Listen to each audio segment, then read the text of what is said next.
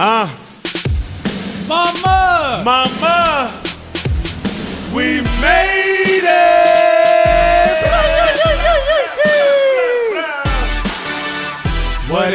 What it do though? Yeah.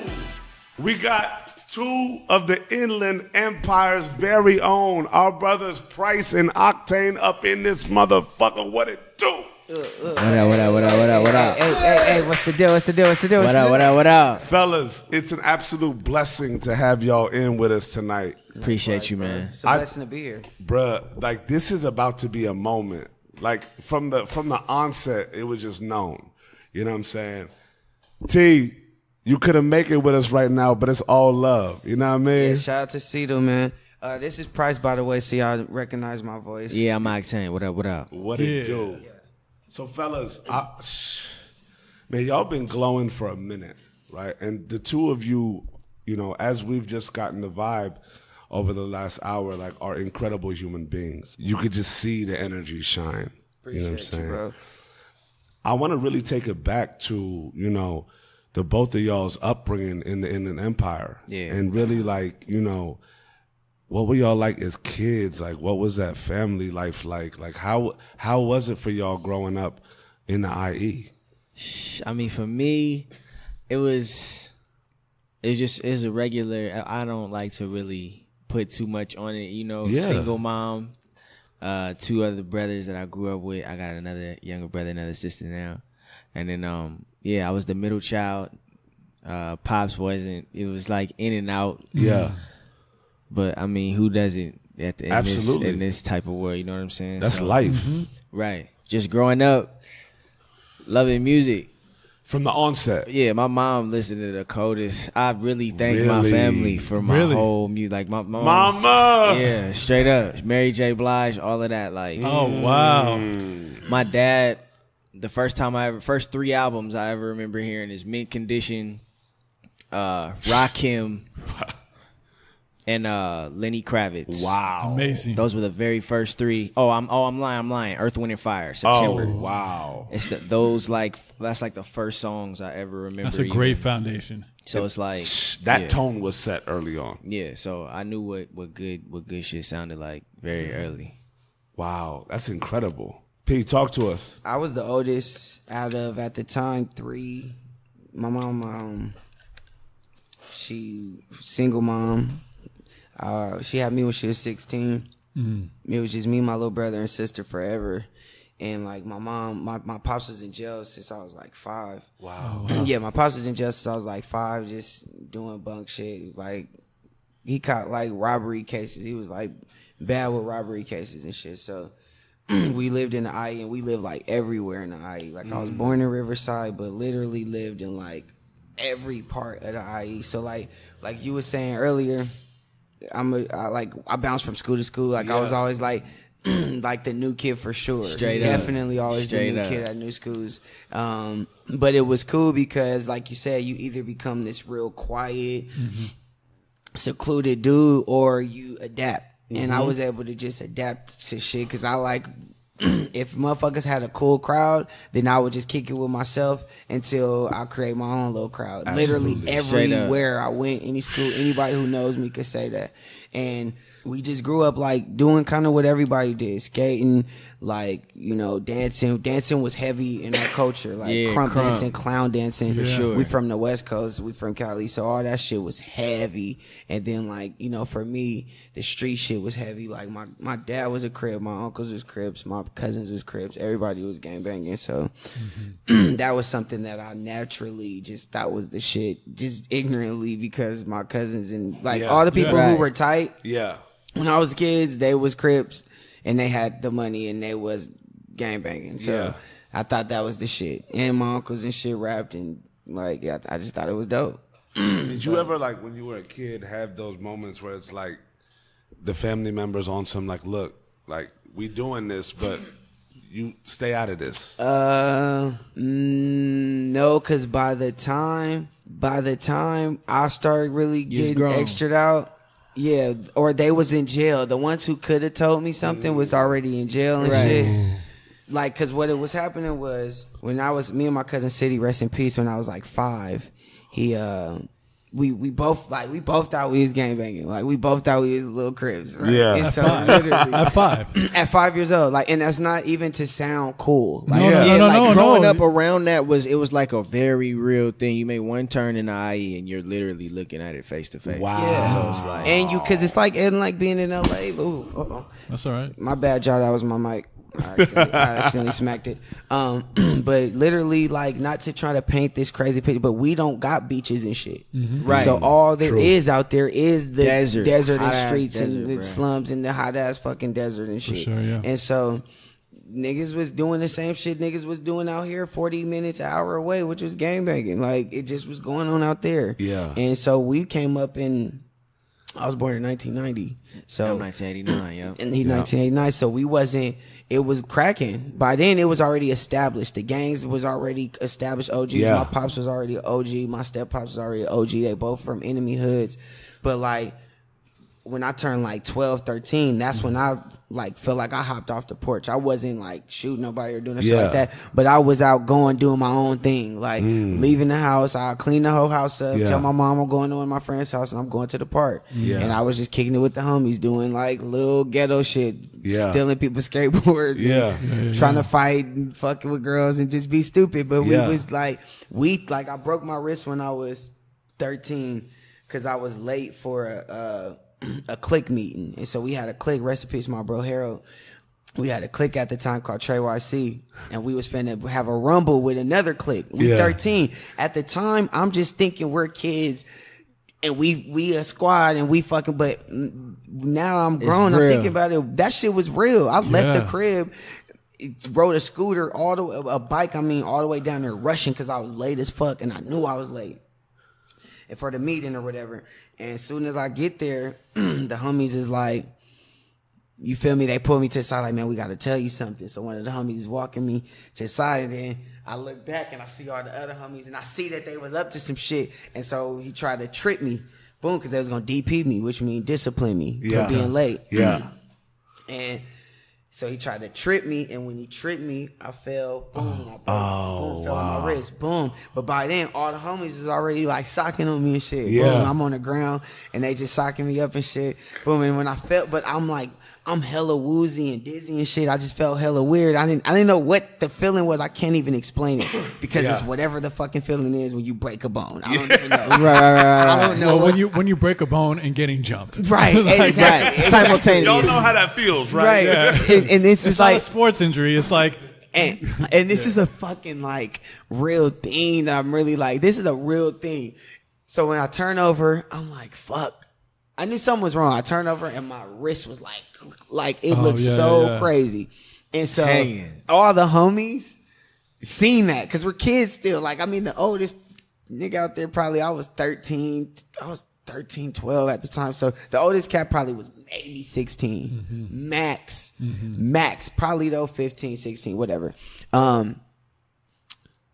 So once they seen that, they was like, yo, what the fuck? Like, we fucked up. We blew it. Like, this nigga wrist broke. Like what the fuck? It wasn't supposed to be this. Like, you know? right. It wasn't supposed to be this. We thought it was this a little bit, but this is crazy. Yeah, man. we're kids, so it wasn't supposed to be this way. And so they picked me up, you know, and then they walked me home. Mind you, I lived up top, so like we had to walk like fucking 30 minutes, whatever. I'm like fucking trying to think of shit to tell my mom, you know, whatever. Fuck, I get there, it sucked, and then I had to get a fucking cast and miss one of the biggest fucking dance battles ever. I'm still pissed about it, but I said that to even say like, that's the shit that we was on. yeah. Like, it wasn't that deep it wasn't like as deep as like some motherfuckers, don't get twisted. It was some niggas that was 13 killing niggas. Yeah. Right. Really going there. Yeah. I wasn't that deep, but we was out there. Y'all had the clicks. We was doing our little shit that we thought we was doing. I didn't know what the fuck was going on. But It's one of those things where, you know, even in communities like that, like whether it's the skaters, the ball players, or whatnot, like if you around these elements and in your circles, in your communities, like this is normal. Yeah. This is also what like life's like, and especially when you got family members that are, you know, banging and like cousins and just like homies, and it's like a part of that culture and community. It's one of those things where it's like you don't know any better. yeah, 100%. You know what I'm saying? It's But like that's what. Go ahead. I'm sorry. it's like that's what life is. Like it's not like you have the world ahead of you and you're seeing it. Like, Right. y'all said, y'all in the desert. Yeah. There's not the beaches and all that. Yeah. It's like it trips me out because it's like whether it's a community like IE or whether you take it to just straight like Inglewood and all these areas like where there's also those communities. There are the, you know, areas in which it's like, you know, there's a little more wealth, but then there's the communities where, you know, these gangs really thrive in is that the possibility. Yeah. Like a lot of the people in these communities that stay within them is like you don't see another possibility. There ain't You no don't other see possibility. another world. Yeah, I mean, it's also, I think one of the big misconceptions is the fact that it's like a choice, right? Yeah. Like, oh, these kids make a choice to go join this gang, and like, Right. if you think like that, you're so out of touch. It's such a deeper thing that's happening, Period. even deeper than community. You know, I mean, it's systemic as fuck. It's a problem. It's you know? systemic. Right, that's what Systematic, makes it a you know. system, because that is the valid excuse they give, is because at the end of the day it is a choice, but the rules are Yes. they make it as You such have a no- landslide to where you almost absolutely have no choice. But that's Yeah, like saying I mean- that's like looking at it like and saying like going to school. Right. Like you're in that. It's something that you do. It's in that community. Like skateboarding. Like if you're in a fucking apartment complex and every kid is skating, you're gonna be skateboarding. Right. Yeah. You know what I'm saying? If you don't know that basketball exists, if you don't know that fucking biking and Right. BMXing You're not exists, gonna be into it. You're gonna be dabbling in that world. But also, it's like, look, my mom, she teaches kids that are like in gangs, and she teaches like 8th grade, but she's been doing it for like 35 years. She's literally dedicated her life to kids that have got like kicked out of schools, and now they're there, right? She's trying to get them back into dual Regular enrollment. school and Yeah. And one thing you realize is that even the kids that are in school, really trying hard in school, you're trying to do right, you still have to go home, you still have to go back to your neighborhood, Yeah. And deal with the bullshit. Straight up. and as a kid, like, not only are you dealing with normal kid things like being cool, that's like a kid thing, like That's for- caring about being cool, Exactly. and like knowing who you're with, what you're doing, and all the stuff that all the like the really confusing stuff you grow up with as a kid, then like all your friends and all the influences that come around you. It's a much bigger problem than like, oh, these kids in gangs these days. You got to look at it at such a different level. Man, it's so much deeper, because what do you tell a kid when he's, and for me, mind you, for me, I could almost even say I had more of a choice to even stay in the house if I wanted to. Right. Sure. Right. You feel me? Yeah. It wasn't 100% even no other choice for me. No. It just was something I naturally was attracted to from And what it I seen, and it gravitated was towards. there. Yeah. That was what was That's there. what I mean. That's You what I get mean is the saying? mud. Like, there's such a landslide that they set It's- you at. Sure. But for other motherfuckers and plenty of, I got plenty of homies that literally had no other choice because Right. because don't get it twisted though. For me, where I was at, it was like, when you leaving, when you leaving the crib, you got motherfuckers. Okay, you got the essays at the time, like the little sapos, or they got all type of little gangs back then at the time. Mm-hmm. That was really the essays you got to worry about. Then you got the other black homies who over here from this side that they don't fuck with you, or they don't fuck with people that fuck with you, or your big cousin might have did something to his big cousin, so Yeah. he don't even fuck with you at Well, the school. degree of separation already. It's already Yeah, that's you're what I'm coming saying. That's into you're born into the degree Yeah. of separation. You're coming instantly Yeah. into it, so don't let alone the real trench That's shit really to where going it's down. like, soon as you come around the corner, the enemy goes stay right here, which is more of what it was when I went towards like Rialto and shit,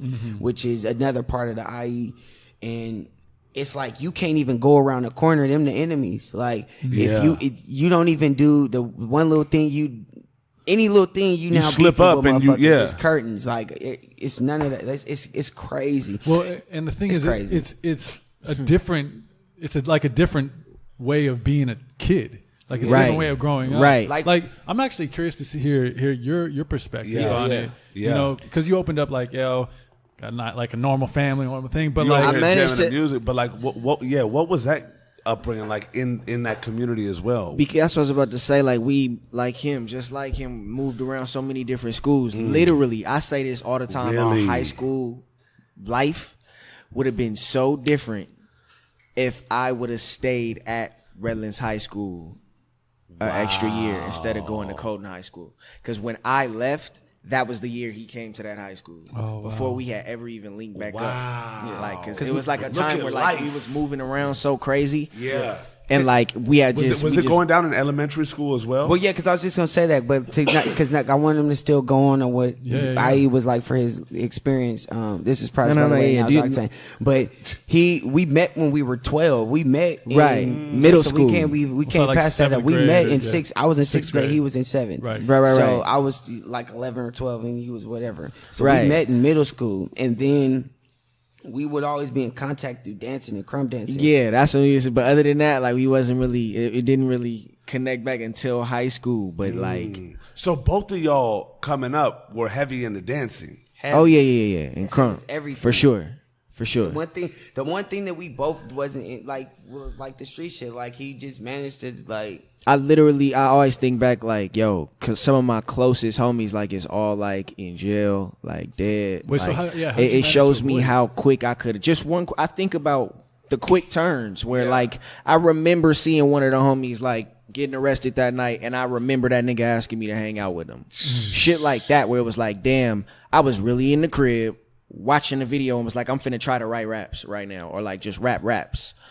And then I seen the cops outside like, damn. Was it something like to where you were just in your element to where that decision, I think about that Price, a lot, it was yeah. kind of like, you know what, this is cool shit. Like I got the homies with this, like, you know what, I'm gonna go dabble in this. This is kind of, you know. No, because I don't think like he said, a lot of it is really like it's a lot of people is really in it. Like it's not ain't no turning back type absolutely vibe, period. Like because yeah. it's family ties towards it for sure. And it's like that's what I'm saying about the whole landslide. Kids be born into that. Like, absolutely. So that's a very real thing. Yeah.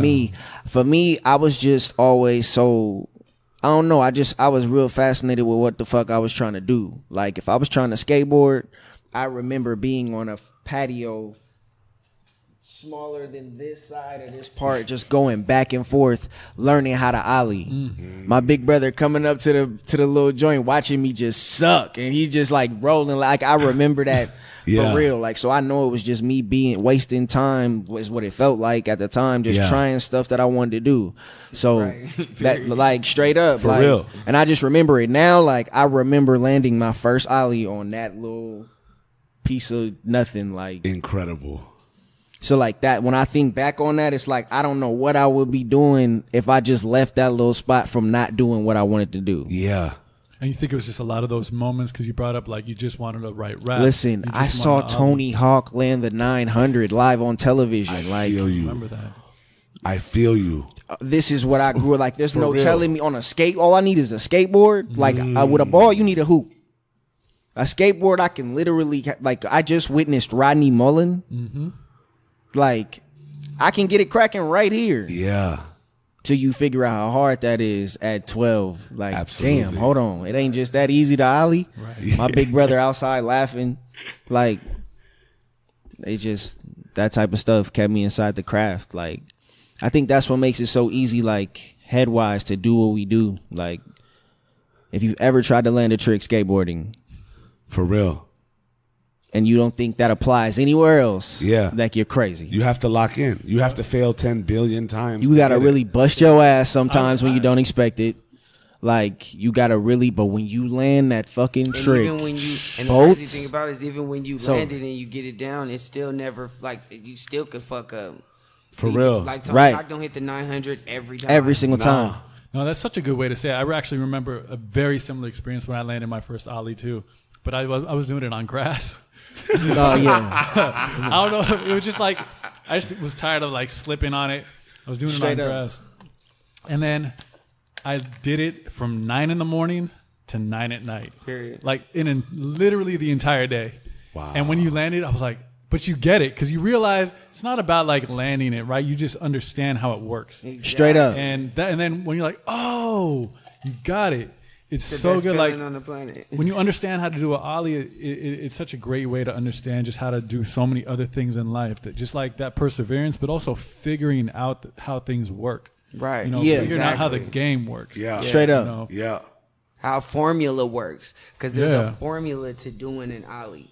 Like it's Absolutely. not Straight just up. about popping It's the timing. tail. I'll tell It's y'all this. about I timing. never got the ollie down. You know what I'm saying? So imagine the kickflip. You know what I mean? Imagine Straight a up. kickflip. Imagine doing that type of shit. It's like the timing and the formulas that you have to put in the skateboard, like you said, and that's what it's like with life. You gotta see some shit and be like, okay, that's something I want to do.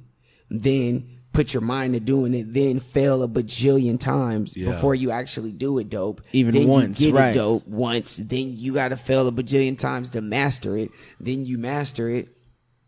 And then you got the formula. Like Absolutely. that shit is actually crazy. So like, yeah, like looking back at that like just taught me as a kid a lot of stuff. Like one to just focus on what you want to do, because you got to think of all those different skaters. Chad Muska with a boombox, Sweats, then Kareem Campbell, all these different people I'm witnessing growing up.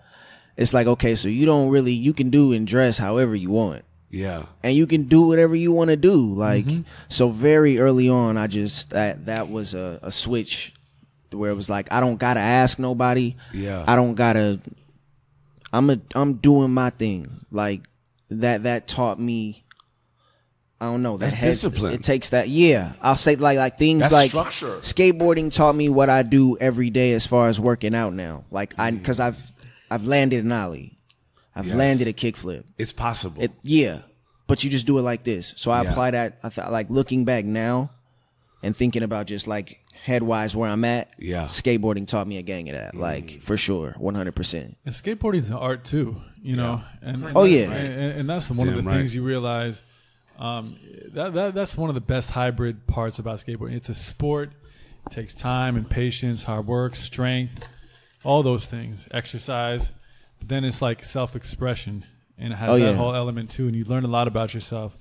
Because for me, I don't know. Like it wasn't because that's the thing. Like, because it ain't like it wasn't dope. Like to me, I skated because just to empower even more of what he's even saying. Yeah. And give him the even sense of more discipline he even has, because it's not like we didn't even skate. Right. All the dudes I'm talking about, I got my wrist broke. We went around all day skating, stealing Yeah. skateboards Straight and up. shit. We just did it like dickheads. So it's not, and we were fire. 360 flips, Right, like going Harold Rest in crazy. Peace was doing switch hard flips when we were 12, 13. Yeah. He was crazy. Like fire, but they were just idiots. We were idiots. Yeah. Like we all were. It's crazy he that had a different dichotomy discipline. Like, of and, Interesting. and it's wild because That you, is crazy you and hopped up off the porch and you stayed on the porch. Right, like not even necessarily- in that element, right? In practicing the tricks and all that. Like when was so skating kind of came in early and just took all of y'all on in the community. Was that what it was? I mean, yeah. When you get early, like 12, like damn near 11. I want like super early. Yeah. But when you start going and you just in the skate community, my big brother skated. Like he's 6 years older than me. Got it. So it's like when you just go into a skate spot and they see you really trying this shit, like it's on. Like so, It's a brotherhood. I mean, Straight but up. then as kids growing up, man, like for me personally, it wasn't no we just did- marching we there did like that. everything Yeah. too, though. We did everything. Like, Oh yeah. I mean, everything. When Scooters came out, we did that. We hooped. When N1 came out, we hooped. We was hot sauce. You're right. When Crump came out, when Crump came That's out, what I'm saying. Like all of that come on just now, taught me with to Crump, do what I we thought did- was sick because we was did good at it. Yeah, we did, and we did everything we wanted to do, and we was dope. Like one thing we always did was rap. We met on the basketball court hooping. You know what I mean? Straight up. We knew that we loved skateboarding. Like, you know what I mean? We danced. It was like we was just into all this shit. Yeah. But What it was that like when y'all first met? Was it like homies off rip? Honestly, we was after each other, because we would always like play. Oh, we would play come at the against same each other. time in the morning because okay, so all the people that was like really trying to hoop, Yeah. If you came before, like I think it was like 8:40, the actual bell rang, so like we would show up an hour before that at least just to get it cracking before the 8:40 bell rang to even play basketball. Yeah. So like we was out there really hooping. It So, just was like, hoop rivalry. yeah, every morning, like it would go down like that. So yeah, he would try to block my shots, like so. Because he would be wet. Like I just fucked with me. I was always I was always challenging for myself. Like I love that about myself early. Like Yeah. if this nigga out here hitting threes, I'm finna go block blocking. Like if I'm playing against him, that's the nigga I'm coming to go block. And I was in probably like 6th grade. He was in 7th, and it was just dope. But it was like, as soon as the bell rang, it's like it was like love. Oh yeah, Instantly. we was Like, definitely homies. We But had just when lunch we got on the style. court, it was going up. Yeah, it was all that. Like then he lived like down the street from me and had like a basketball court like kind of in the back of they like apartments. And then this girl like I was in love with lived like across the street from him. Her name was Monique. Yeah, this little Mexican chick. He That's used to live right crazy. there. We used to walk over there and like, man, that shit was wild. I used to like I used to leave my house fucking 30 minutes, 40 minutes early to walk down to his house to catch their bus. Cause they bus was so cracking. Yeah, we definitely Their had a bus lit was cracking. And for whatever reason, I lived right down the street, so I don't understand why his bus didn't come get me. Oh, Yeah, that was weird. That was a weird bus system. route. Yeah, right. like, They just missed you. they must have had dough. Like they must have had dough because they Or a had group so of many kids they was had picking so up. many bus routes, and we were close, like to the point where I was able to walk to his house and get on his bus. You know what I mean? But Right. long story short, my bus was whack. Like they had chicks on his bus. It was cracking. I'm It's like, going what? I'm leaving. So leave the house early. So wake Right, up at I gotta 6:30? just get up like Bet. 15 I'm up there. earlier. Okay, cool. I'm there because I'm going to their bus for sure. So it That's was dope. hella lit. Yeah, it was wild, man. But So you guys said also rapping brought you together though too. heck, Yeah, it's like just having the same interest. Period. I think that's what Yep. keeps it so cool now because like literally we just been having the same interest. Like so when Crump was hard and we just both had that understanding. Like hooping was automatically we're growing up on Allen Iverson. We're growing up on like Allen Iverson bought the real deal like swag to the game at this Yes. time. So it's like it's the height of all of that. So then rapping, same deal. growing up and like growing up just kind of like for both of us, like I said, like we didn't have everything we wanted. So the only Right. thing you did have was outside, the basketball. Like the way kids don't be outside nowadays, it just sucks for them. It trips me out, crazy bro. to me. It just sucks for That's them. Like crazy. it's more about Because just. cats are outside and inside their tablets. Yeah. It's insane to me. But listen, in the hood, understand something. In the hood, the kids are still outside. Oh yeah, for sure. because they have to be. They don't have tablets Factual. and shit. Straight up. So in the hood, like, cause I see it, you know what I'm saying? Right. So Real life them still little exists. motherfuckers is outside. I be seeing like I live in Long Beach, the little Mexican kids is outside thugging. No type of tablets and shit. The shoes and shit's dirty, jeans dirty. It's a real thing. And that's how we was. And I think back on it, that's because we only probably had one game system and got so tired of playing that shit. Everybody outside. I'm going outside. Straight up. Everybody's outside. Straight and, up. and we did seasonal shit.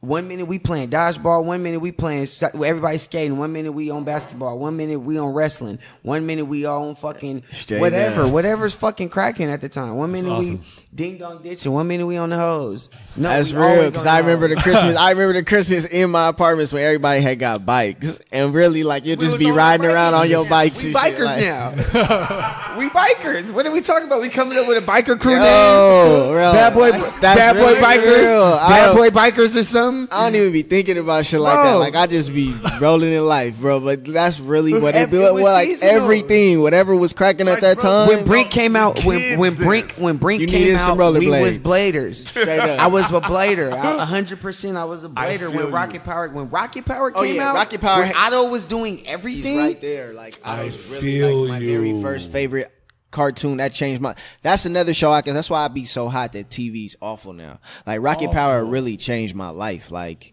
it just showed me like okay, one these kids is actually dope as fuck at what they want to do and they doing what they want to do. Yeah. Like it was just more of that, and then the show is just fire. Like that. They show did is just everything. Fire. They did. And the fact that that motherfucker could jump on a skateboard and kill you, Everything. He rollerblades was kill just you, cold bike at kill everything. you, snowboard kill you, surfboard kill you. I was like, yeah, I gotta get it. Otto was a legend, bro. Forever.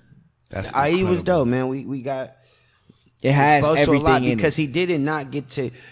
Granted, he wasn't from gangs and shit. Yeah. He had to experience the shit. Absolutely. Oh, yeah. No, Niggas ain't absolutely. Niggas didn't seen it all. Like, Right. Yeah. Well, he was friends with you at that age too. Yeah. I You mean know? that, and then Even like I went to before- Colton High School. Like I like if you know where Colton is at, like it ain't Mary Poppinsville. Yeah. Like you know what I'm saying. So it's like nigga done seen all the riots. I done seen it. It just to me, I don't know. I just never felt like. I think baseline level, it's like y'all found your interests. Yeah, they like were I just blossoming. wasn't interested in it, like to do it. Like regardless of whatever the implications of certain things were or different choices, whatever would have you, it's like, bro, y'all kids, y'all young adults, y'all like becoming, right? Yeah, so it's right. like, what do motherfuckers start enjoying? Like this cartoon, this.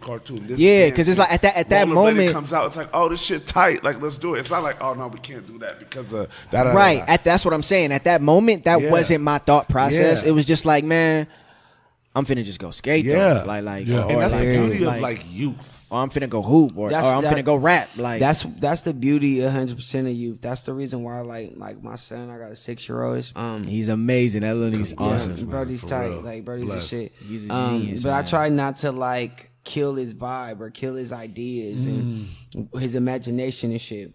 I want him to like keep that shit forever as long as he could keep it, because that shit is everything. Like I wish I wasn't programmed and systemized or whatever, like certain ways from my mom, because she was. So certain things I'm like, you know what I mean? Like I naturally won't, but like I had to train myself to believe in myself to certain levels because of like the shit I had to go through as a kid, which is Elaborate like on whack. that. I mean, Elaborate on that. just like Because I feel you to the maximum, right? And it bows to the point of like, at the end of the day, we go through life and Yeah. we figure out what we like and don't like. And when you become a father, Yeah. you know, Takes to you another lived level. your life, whether you had one or not. It's like if you didn't, you realize what that void was. Yeah, yeah. If you did and he was present, you realize what that man is. If you did and he wasn't present, you realize what that dickhead was. Right. But that's the processes of Yeah. life, right? The cycles of life, regardless, we're living it. And then when it comes back with the seed into this world, Yeah. it's on us, fathers and mothers, to, okay, if we grew up a type of way that was phenomenal, to put that through. If we grew up a type of way that wasn't, it becomes, how do we want to set the tone for our seeds' lives? Right. Yeah, You know what I'm 100%. saying? It's like a beautiful cycle of life, 100%. and just being present in our moments. Right. You know what I mean? Like, baseline fact is we're human beings. Right. Yeah. And it's tight that you keep saying that, because one of the main streets in the IE is called Baseline. Yeah. Oh wow. It's tight. But nah, like What for up, me, baseline? like, Where we at? Right. Yeah. Straight up. Baseline, what it do? Like just like me, I had a single mom, so like, and she was young. My mom like had me at 16. She had like 3 kids by the time she was like 21, but was single though. And you know, so it was like me, and then it was my brother and sister, and they had the same dad. And my mom, all she knew was like work, get it, because she was young, she didn't have no choice, and she did that. But she would like shit on me because like, when you a kid, you gotta get driven to shit. They didn't have Ubers, they didn't have like None of that existed yet. Yeah. So if No, your of parents course. not taking you to the other than wasn't school, going nowhere. Yeah. if your parents not taking you to basketball or you can't get like Facts. you're not going like Yeah. or like, and my mom was by herself, so that's not happening. Like Yeah. you want to rap and shit and all that, that's not happening. Like luckily we was just figuring out shit in my granny house on our own, stealing make shit a and putting little- shit yeah. together. But like sadly I couldn't even go, like, and if I did, she didn't come. Like she couldn't even make it to mad shit. Yeah. And so as a kid, you don't even realize how much it'll fuck with you. Like you ain't even supposed to be doing that because your parents ain't even there. So it's like, Right. damn, But it's then, like, yeah. And then, cause then it's even it's things like that too, though. Like I think about shit like that because I lived across the street from Ray Real, who like did like our first ever songs, like Teach Me How to He a Jerk, producer. all of that. He's a producer. Incredible. He introduced. I was like, if Hit was 16, I was 14. Like he introduced me. Hit Boy lived up the street from us. Like literally he's like, yo, you got, after we made like a couple of songs and we just put them up on MySpace, girls at school was liking them. MySpace. I'm telling you, like greatest. this is how it started. They just like once he figured out people was feeling it, he was like, you gotta meet my homie Hit Boy. At the time, his name wasn't even Hit Boy. So How old were y'all we then? go up the street. I think I had to be like 14. Word. So like, walked up the street, Make the left. Walked in. This is Hit Boy making beats. I just start freestyling. And I remember I ended up battling this cousin, and it was on after that. Like, these are the events that were happening. Absolutely. You get what I'm saying? Absolutely. Like, so that's what turned me up to it. Like, I didn't have none of this shit in my house. Yeah. But then, so I knew if I go to Ray Real House, he gonna have beats, and we Yeah. used to literally use his Xbox Live. This is when it first, Oh, like, wow. I'm talking about. You remember the terrible headset the Xbox first would come with? He would plug that little mic up in his closet, and that's how he would put me into like Acid Pro, like something, and he just make the beat, and that was how I would record into that bitch, like. Yo, shout out to Necessity, bruh. Straight up. So it's like that was how You know it. what I'm saying? But I knew it could work. That's Yes. all I knew is that the Yes. shit worked. I don't Yes. care how he was pulling it Yeah. off. It sound cool to me. Yeah. Like, and so like at knowing that at these same times, that was what it was. Cause I wasn't just in my crib doing it. Yeah. You know what I'm saying? Yeah. So like to see how like things were knocking into order already off rip Absolutely. is like to look back at it now is crazy. Like, It's that like, shit bro, blows it's my like mind. it's crazy because youth, y'all searching for necessity and what's fun and how y'all can feel good in the community. Like, Yeah. we don't realize that. Like, a lot of cats come up, y'all in the schools, the motherfuckers that start ciphering, they ciphering. The cats that like are like, oh shit, they come in. Everybody grows at their own pace. 100%. But it's yeah. like, it's so beautiful to see that, you know, whether it was have or have not, y'all's youth and y'all's yearning for necessity made it happen. Period. It's like y'all were all just trying to figure out what was dope to y'all. Ways Y'all to were- make music. Yeah. Period. We just wanted to make music. Like, Like with all the shit going From day on, one. he still was ended up making like tapes and doing all of that. Like that's crazy. Take us Make through that music. early process. shit, I was like, when I first ever even made a song, like, man, I called my sisters the other day. We used to like take my grandma's, we used to take this tape cassette. I remember it was a boombox. And back then the boombox would come with like this little piece, which was a mic that was just connected to the shit. It was just like a little thing with 3 holes. That was a mic and you could talk into it and it would record you on the boombox. And so if you would put a tape in it, boom, and click the 2 down, Boom. Until that, it click the 2, over record it. and play, boom, it's gonna record you. Straight up. And so what we would do is take the TV, and back then, like, cause this is when I was like 8 years old, factual. And so Wow. we would take like the Nintendo 64, like back then we had a Shout out to these consoles. yeah, Love it. right. Yeah, we had the You feel me? Dreamcast. The world's within these consoles, Yeah, dog. 100%. Or back then, I think back then we might have had a PlayStation 1 or PlayStation 2. I can't remember exactly, but we had a game. We had a basketball game, and it's funny. Like if you would go on the basketball games back then and go to like the options and go to sound, you can go through like the beats that's plays on the on the game. Right. And so, cause back then they would just have beats. It wasn't like, Like the they had just soundtracks. rappers and Right, shit. right. So Just little beats. They had little beats and Yeah. shit. So we would go through the sounds, and cause you could adjust if you want only one beat to keep playing throughout your whole Right. process. You on can the have your game, playlist. or if you want to shuffle it, that was like what it was back then. That's and so incredible. yeah, so we would go. We like my cousin figured that shit out, and so Shout we out to see your him. cousin, Yeah, dog. we start going through all the little beats on there. And making Kids. songs, like, and Kids. so what we would do, Incredible. and so what we would do is take the TV, or bring the boombox close to the TV.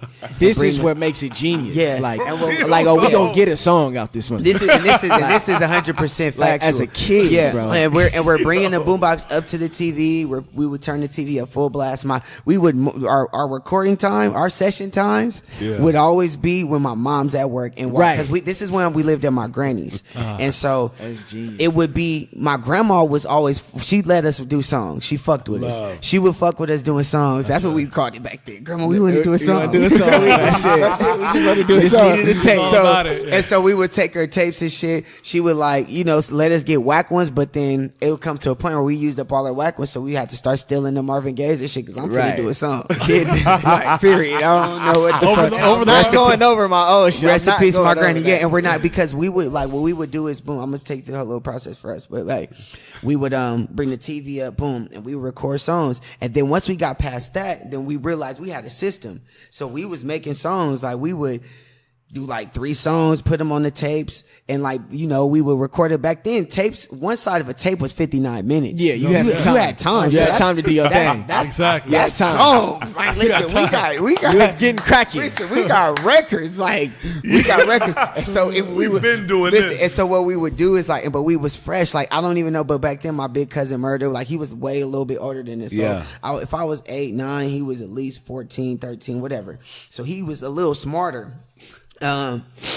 We would have little gaps between the songs, like it was real albums. We would take the tapes, we would get cassettes, we would go get printing paper and go cut I swear we would cut the size of the tapes out front to back and drew our artworks.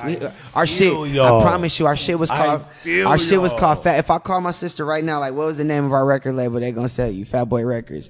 It was called, it was PHAT Boy Records. And it was like feel kids. you. And so we would like draw the little tape. It was my cousin Murder drew the logo. Dude, it was a dude. He was like chubby, but he was fat. He had a chain. He had a hat with a dollar sign. That was the logo. And so we had Fat Boy Records Volume 1, Volume 2. We had so many joints. So after we did the like video game shit, we got hip to our system.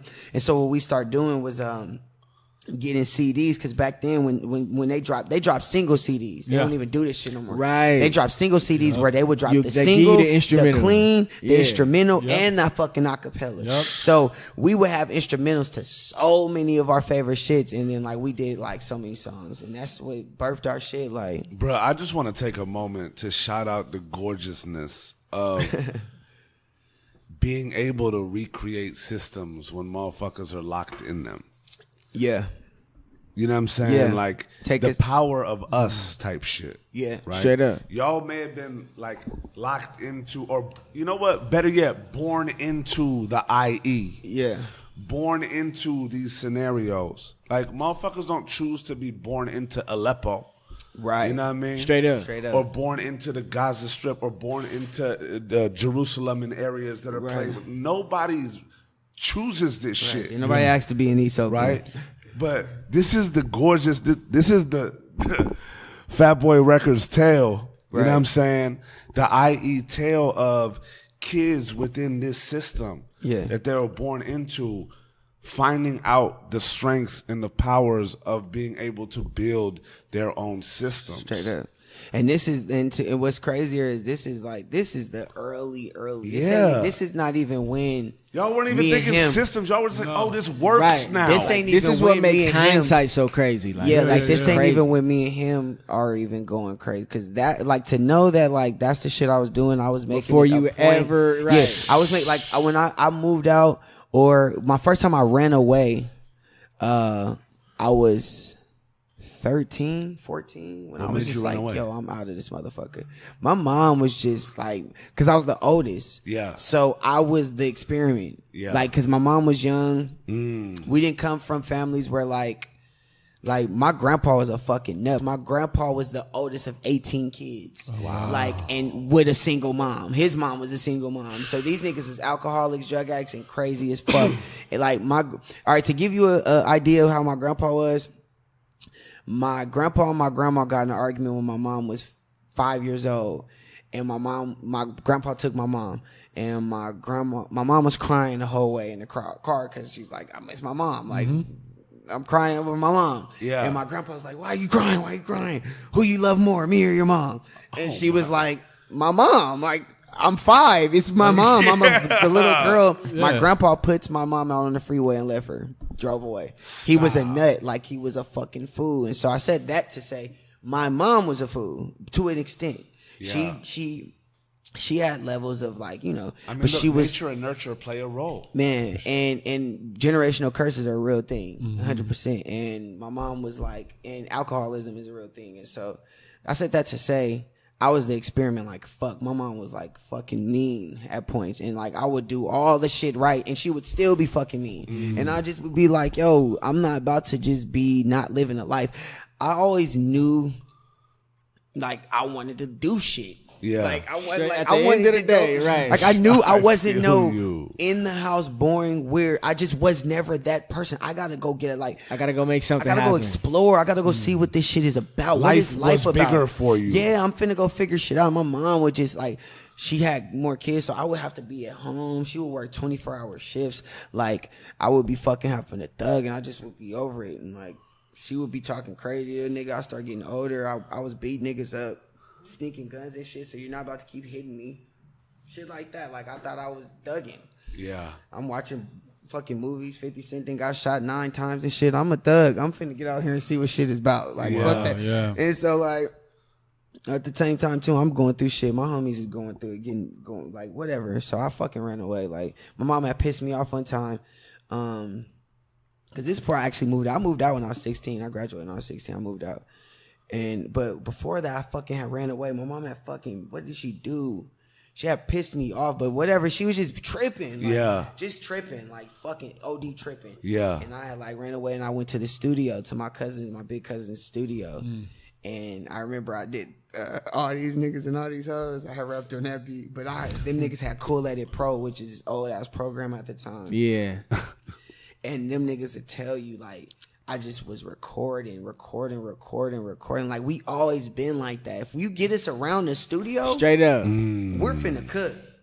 I don't give a fuck. Like, and that's why we instantly click. Where do you think that comes from, though? Does it come from like being like your aspiration of being a rapper or being an artist, or does it come from like in a place of escape, or a like, way out, or a way out? All of it. Yeah, it's kind of all of that, because when you listen to, I remember being young and listening to Computer Love I remember first time I ever enjoyed the song as a kid. Like, it's normally when you're a kid and you just growing up on stuff, you just listening. But then, like, when you start listening to it, something about it be making you feel crazy. And it was like that. I'll never forget listening to the last minute and 30 seconds of that song. Of like I remember the feeling. It was like the first time I was like, yo, this is crazy. Wow. And then, like, I remember having that exact same feeling on that shitty microphone when I actually heard my voice on something that I had actually came up with in my head, but I wasn't saying it. Like, it wasn't in my head no more, just writing it on a piece of paper. It had life. It was like, I'm being quiet and this shit really on the beat right now, and that's me. It was over. I was like, what the fuck is on? It's like, over. And I like, didn't give a fuck how shitty it sounded. That fascination when, like, I created that out of there was not an idea here 30 minutes ago. There was just that beat and just this rap that I'm thinking about. And then now that I've done it, that's like what I can come on. There's a tangible thing. And you just created this thing. I feel like that a motherfucker just ollied. I didn't care what it was. I didn't care how we had to make it. And let's go. And Ray was on the exact, so he just happened to be on the exact same tempo with beats. That's crazy that both you guys kind of had those parallels separately. Those just those happening same, at the same thing. Like, time. That's crazy to me. And I think it was interesting to see is like, because I like to think about where like that resourcefulness comes from, right? Because when you don't have stuff, you can use that as an excuse, like, well, it's just not in my cards, or well, I don't have this, and this, so I'm gonna wait. But then the people that are actually doing things, none of those things are barriers anymore. I think it takes, that's why I go so crazy about it now, is because I feel like it still takes a level of genius to end up using your resources like that, because we had like, we wasn't super, like, if we was broke, my mom had it to where, like, we never really knew. Okay. So, like, if my little brother wanted I didn't really care about video games. Buy me a skateboard. Like, and I'm gonna just mess with that. I'm cool. Patrick got the video game. He gonna make sure he got all 4 controllers so I can play that whenever I want to. But we're actually beating these video games extra fast. And then it's back to, okay, what we doing? But do you think the level of genius, do you think that just comes with persistence? Just like having persistence. I mean, for me, and I think he could agree, is like, when you coming from like we ain't have shit. Like, I ain't have a lot of shit. Like, at all, right? Especially growing up as, like, kids. When I got to, like, teenage years and got to kind of get my own money, I had a little something. But straight up, as kids, niggas ain't have shit. And so we had to, like, Like, you grow up having to go the extra mile. Like, I had to go harder and do, like, we had to do all that. Because if I wanted it, we had to go earn it. You know what I'm saying? Straight like, up. that's how I grew up. So, like, we had to go do this and do that. And, like, just go the extra mile. And then sometimes it's genetic, too. Like, my mom is a hustler, a go-getter. My dad is a hustler, a go-getter. Sorry, y'all. You know, we dealing with nature and life. Somebody shoot. They shoot Need for Speed or something like that. Right. But just you know, my mom and my pops is both just real deal go getters, and like that's just the reality in me. Like, I also grew up with a mom who, like, she was such a fucking hustler and worked so much. Like, when she got up at 8, 9, you all are getting up too. Yeah. There is no I'm going to work and then y'all are all finna be asleep. Everybody get up when I'm up, and then y'all finna get to doing shit. Okay, so if y'all not going to school, like for instance, if it's summer vacation and we're all off of fucking school, and then my mom has to go to work at 8 a.m., we're getting up at 8 because there is no sleeping in. And if I call her at 9 and y'all asleep and this shit, let the phone ring, right? Yeah, like, that was a real thing, because there's none of that. There's not finna be no woman in here paying all the bills and men are in here sleeping. That was her that was her logic, and that's a real thing. I'm glad that she put that in us, you know. And so we was broke getting treated like that, but that was what it was like, and that shit turned into a whole different thing. Like, because for me, I was like, shit. My mom wouldn't buy me the Bapes when I seen Wayne with them shits on TV. My mom wouldn't cop me the Forces I wanted or shit like that. So as soon as I turned 13, I wanted a fucking job, and the only job I could get was holding signs or selling weed, and I did both. And I was 15 when my mom hit me with it. Like, I remember she would, like, if it was some it was this spot called Owens. Oh yeah, I hit Owens. I remember that. That was the first time I ever seen Bape fake or real. That was the first time I ever seen Bape fake or real. Air Forces in my face. Everything that I seen in videos was right at this one spot, and you could get it. Boom. That was the first time I ever wanted actual money. And it was like, okay, fine. What I got to do, that's when I first ever had to sign up for a job at Pizza Hut. Because my mom was like, I'm not buying you no clothes. Like, we was kind of... Because fake or not, that shit was hitting you for 120 or something. It was hitting you. Like, because, like... I promise. I think about that a lot. Like, yo, the stuff my mom would spend when I was like becoming a teenager versus the little toys I would ask for. Like, why ain't you just get a little nigga the toy? Like, damn, I don't care how mad you are. Cop me the toy. I'd be hot about that when I think about that sometimes. You know what's wild though? Like, even thinking back to that, like, bro, like, looking back on that shit, even for me, like, bro, my mom wouldn't let me get shit unless it was on sale. Right? Yeah. But imagine this. I came from a middle class ass household, right? My mom was over here like, no, if it's not on sale, you're not getting it.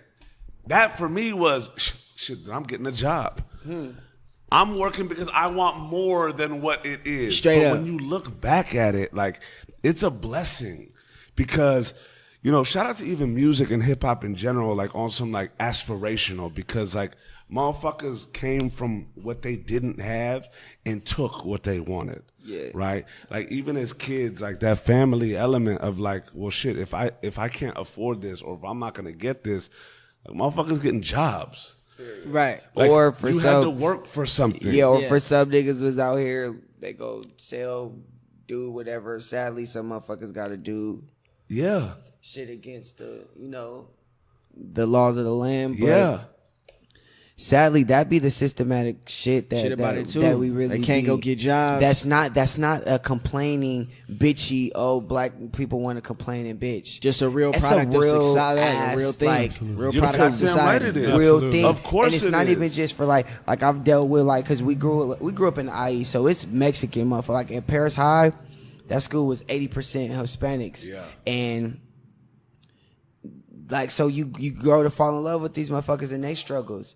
You know what I'm saying? And so that's why you get like it hurts to see the shit that they even going through in now's time. You know what I'm saying? In the country and shit like that. But it's a real thing, because it's like, damn, you see the shit they go through. Niggas be coming here with not even knowing the language. Granted, our people did too, but my mom knows English. Yeah. My grandma know English and shit. Like these motherfuckers be getting here, they don't even. They don't know nothing. Like they don't even. That's one thing. Yeah, like when I did stay in Colton, bro, I literally lived next to a whole man. Shout out Cynthia, she was fire too. She had they a be big sister fine named as Martha. fuck, little booties. But shout out to the Latinos. They be the first ones wearing thongs and shit. I love them. It was the two first fire Mexican girls I had ever like seen. They literally lived in the next apartment. So like literally, if you left your little screen open, you hearing all of them cussing at each other, speaking Spanish. Yeah. That's their first language. Yeah. I'm watching people come to her house because our apartments was that close. Like when somebody comes, if it's like a mailman or something, she'll come to the door and translate. Like I'm seeing all of this firsthand. So it's like you learn to see it right in front of your face. Absolutely. And it's like and they culture. They really got it's culture. a real culture. And It's a you know real what's thing. crazy? It's like that's the resilience and the beauty of that immigrant culture, that better life culture. Because these cats not only are coming here, like these families aren't even like are not only coming here not knowing the language and making it work. Yeah. But they're also doing that because they're sending money back to those back home feeding that them. need And to be feeding coming them. over here. So it becomes 6 the first year, then it becomes fucking 8 the next 3 years. Straight up. You know what I'm saying? It's one of those cycles, and that goes back to that necessity. Yeah. Like motherfuckers want a better life. 100%. You know what I'm saying? And it's like, think of the dichotomy of very wealthy children. Right. They have everything, right? Right. Let's say everything is given. They've been around the world. Right. They want money. Daddy, mommy, can I have this? Right. Why are those, why are a majority of those, right, beings that seem to have it all, the emptiest? And the most drug riddled and the most mind oppressed riddled is because when you don't have to work for shit, or when you don't feel like you're becoming and you're taking ownership of something, that's the biggest void. Well, where's your worth? There's Where's your worth? Well, yeah, there's It's, that, you know? and then there's the fact that they're automatically taught that things are very valuable. For off rip, they grow into it. They're born into that mind state that literally you are the dollar amount of whatever dad just made. And just don't let them be a junior. Like that's exactly what you got to do now. And I guess they put that own pressure on themselves. Absolutely. Which is actually what was crazy is that when you don't also have anything, you learn what's actually valuable. Exactly. You know, you Like that actually learn the paradox. value. Like The key is imagine I can imagine the first time you guys actually rapped into a mic in a studio the proper way. You're like, holy shit. Right. Like you value that moment because you had the fucking worked so hard for N64 this. up to the TV and now look at that. And where that is something that people can take for granted very quickly. exactly. For you guys, I can imagine what that moment was like. Period. So It's- you it's the value sake those of things. it's like you're saying it's the sake of just pure value. It's as simple as that because it's like when you're not working for shit, you don't learn to value it. You don't even know how to value it. Facts. Exactly. Which when you lack value for shit that you need to work for, then you eventually lack value for yourself. 100%. How can you value you? You know what I Right. mean? That's what it all boils down to at the end of the day, which that's what always sucks. I don't give a fuck how much bread you get. God, my son be seeing mad shit. My son came out on stages with 3,000 people. Yeah. You know, wild shit. But it's like, fuck that. You got to do, like, you're not getting crazy shoes and all this shit all the time. You're a kid. Right. Like, you're not about to fuck up Gucci's. That's out. Like, we're not Right. playing that game. Right. We're not doing reckless, dumb shit. Like, we're here to beat shit. And, like, Because then it teaches you like shit like that. Like I was growing up, I would literally bust my ass at Pizza Hut just to cop a Bape jacket. I remember getting my first dope Bape jacket, like with my own money. This one's mine. Then I remember literally some shit going down at whatever little party I was at, and I had just took it off for 2 seconds, but niggas had broke out.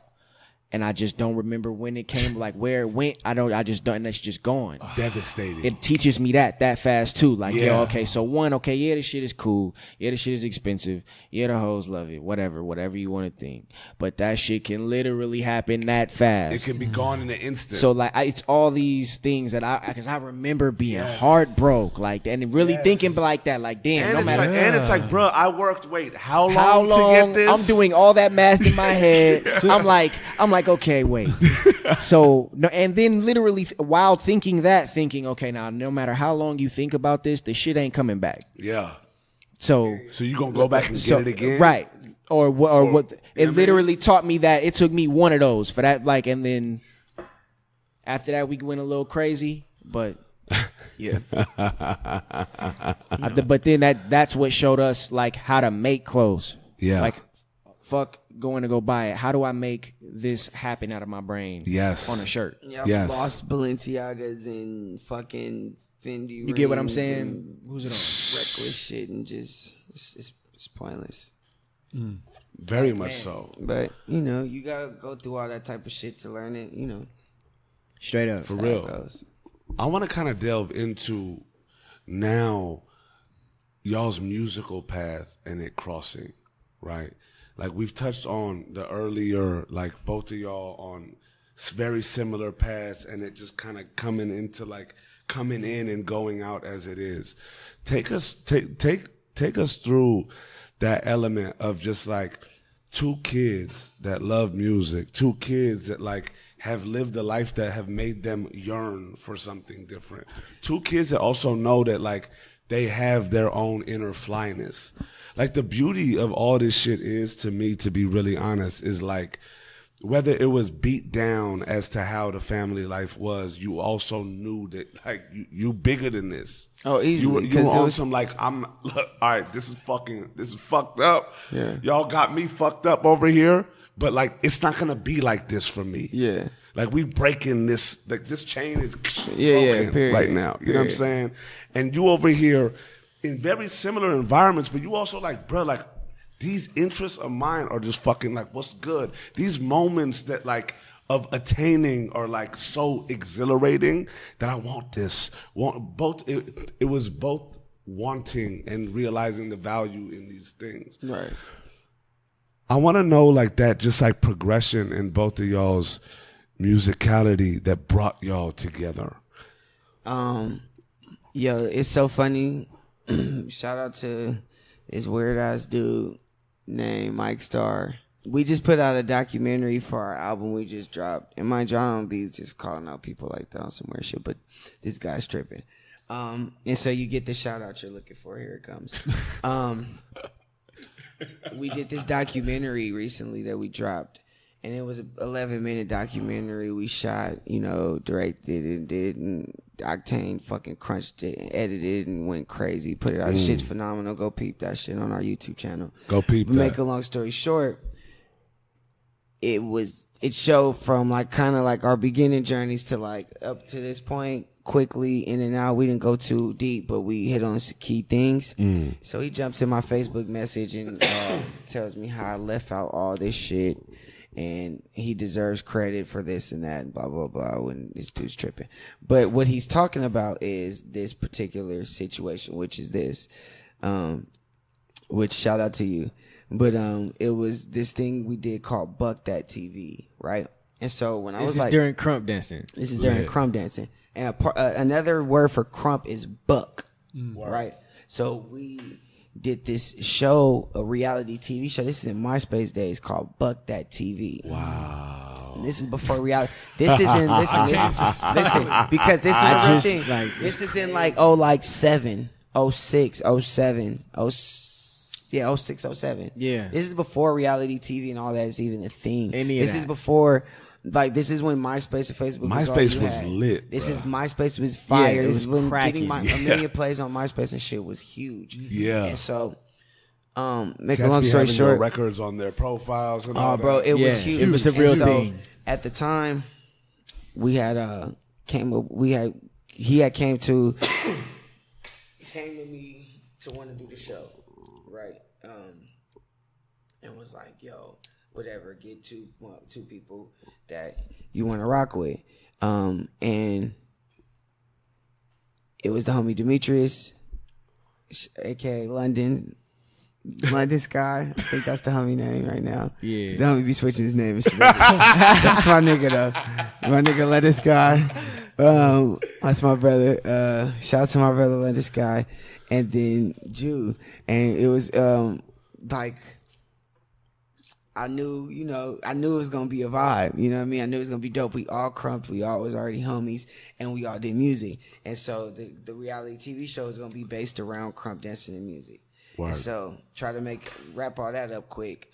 We did it. It was dope. We actually got 1 million views on the Buck That TV website, Right, which is a this fact. is like what shows. Yeah, it starts showing us the power of the internet. It starts showing us shit like that. It starts showing us. This like, is before everything. This is before any and everything. This is a fact too. Like, mind you, we're kids, and like okay, so yeah, that was how it started. Because we had the end of the show, like the finale. They had like this show at this club called Gotham, and no, I'm good. They have it at the show at this spot called Gotham, and we had our own songs that we had already individually. Because we were all solo artists. And like, so at the end of the joint, we would all perform on stage. So like, in his songs, I would back him up, and in my songs, he'll back me up. And then Demetrius, like in his songs, we'll back him up. So like, boom. But like when me and this nigga was going, it would just be crazy. We just It was the chemistry. We just knew what was up. So I don't know. So look. So then we started doing shows. Actually, yeah, doing. We started doing. Okay, so the Buck That shit fell out. That was like. It was a wrap. You know, we made our first money off that show. Right. Doing shows, which we was was dope. literally kids making our own money off of a show before we ever even knew what the fuck we didn't were even actually make doing. bread off the actual TV show. Ain't no telling what the fuck they got off that. We made money off of actually doing that performance we did. Oh, wow. And then we did shows and shit after, but we just caught a vibe. And make a long story short, within that, the Buck That shit fell out. We was over that. Yeah. Demetrius did his own thing. Yeah. And so me and him, we just kept doing music, but we still were both solo artists. Okay. But we still were doing shows and shit, and we were each other's hype man, and then motherfuckers just kept thinking we should be a group. And then the first person to tell us that we should be a group that counted was Hit Boy. Word. And this is Yeah. back Because then. at this point, Wow, Price really? is coming around. Like, at this point, like he linked with Hit Boy himself when he was like a way back. Like this is way early. Hold So it on, ain't then, like he then just- hold on, bring it back. Like let's. Okay, so after Octane already knew Hit Boy when I they were grew up young. with They Hit grew Boy. up Right with down the Hit block. Boy. 14 years Yeah. old. 14 I was years with old. Hit when he first Yep. ever placed. I remember Yep. he would not stop playing his damn Jennifer Lopez song he produced. It was his first big production, like his first big placement. Where we rode all the way back from LA to just this mix, like, cause he had to. I remember all that shit. So it's like, yeah, I really grew up with Like this. that nigga used to like- have pictures with like Pharrell back then. Like wow. So to me, it's like, okay, wait, you could really live up the street from me, Oh wow. and all this can happen. Like, and I really like, I'm really talking to him on MySpace. Yes. Like this is like he's really boom. I got his number. We really on the phone. Like this is crazy. Okay, Yeah. that's Yeah. dope.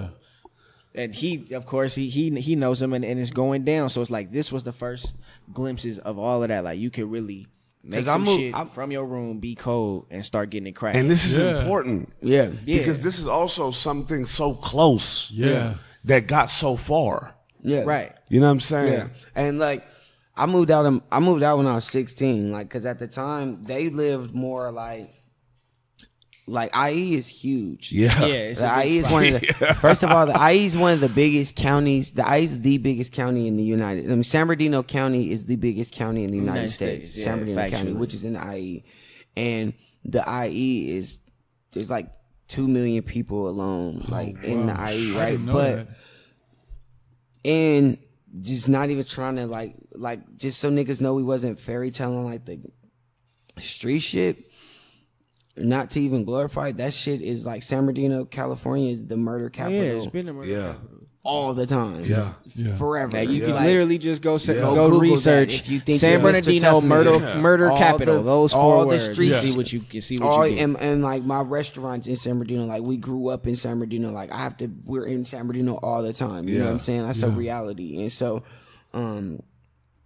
like when I graduated and I moved out, my mom pissed me off. I was like, fuck this shit. Like I'm grown. I don't Yeah. even gotta go to school anymore. I hated school. I knew I didn't want to go to college. I knew that shit was over for me. Straight up. So I was supposed to like fucking have a kid when I was 15, which pushed me through like fucked. I'm finna like go through all these like college prep courses, like all this like wild shit. I had to be at school at like 6 a.m. to motherfucking like 4:30. I got on this crazy ass program so I could graduate early. That's wild. Yeah, and got the fuck. And so I did it like cause I knew like I was good at school. I could do anything I want to do, literally. Yeah. Literally, I kind of grasped that early about myself. I could do anything I really want to fucking do. Both of y'all. But I don't want to do school. Like, I don't want to do school long term. I just know I want to get in and get the fuck out. My mom want me to turn this tassel, so I'm finna go on get this joint, turn my tassel. I would get I would get 2.0s because that wouldn't get me grinding for the summer. So all I gotta do is pull off C's. Right. Bet. I'm finna kick it all in school, and then by the end, when report cards finna come, I'm finna get this shit together, go extra hard, grab a F from a C, turn an F to a C, and I'm lit. And I'm good. Every time. That's my program. And so, but when I did that shit, I actually went in. Boom, boom. So I graduated, whatever, got the fuck. When my mom pissed me off and shit, I bounced around, boom, boom. But then I ended up moving back down that way, like towards their way, because I was living in like Moval, Paris at the time. Right. Which is like 45 minutes from them. Like 40 minutes from like, I think you just see each other at like the Pharaohs. Yeah, or church, like at the Rock Church, because there was this big church we would all go to sometimes. So we would randomly see each other sometimes, but it wasn't like consistent. So yeah, I'll say sure. When I moved down that way, we was vibing more and got to connect more with Hit Boy. And it was more like a MySpace thing. I still was a fan though. Like for a long time, I was still like just a fan because that nigga was Hit Boy. That nigga was like going out of state, out of town. That nigga was with Polo. Right. He was with Timberland.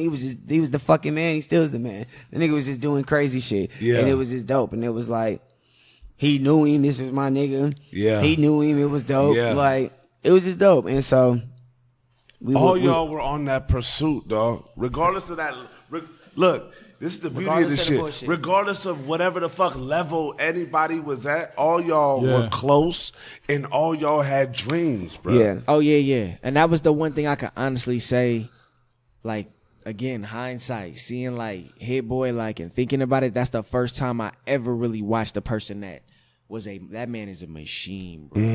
Like, his beats are not titled like Felt the Wave 96. Like his shit is literally like Hit Boy 2642. That means that's 2,642 beats. That's that one. Yeah.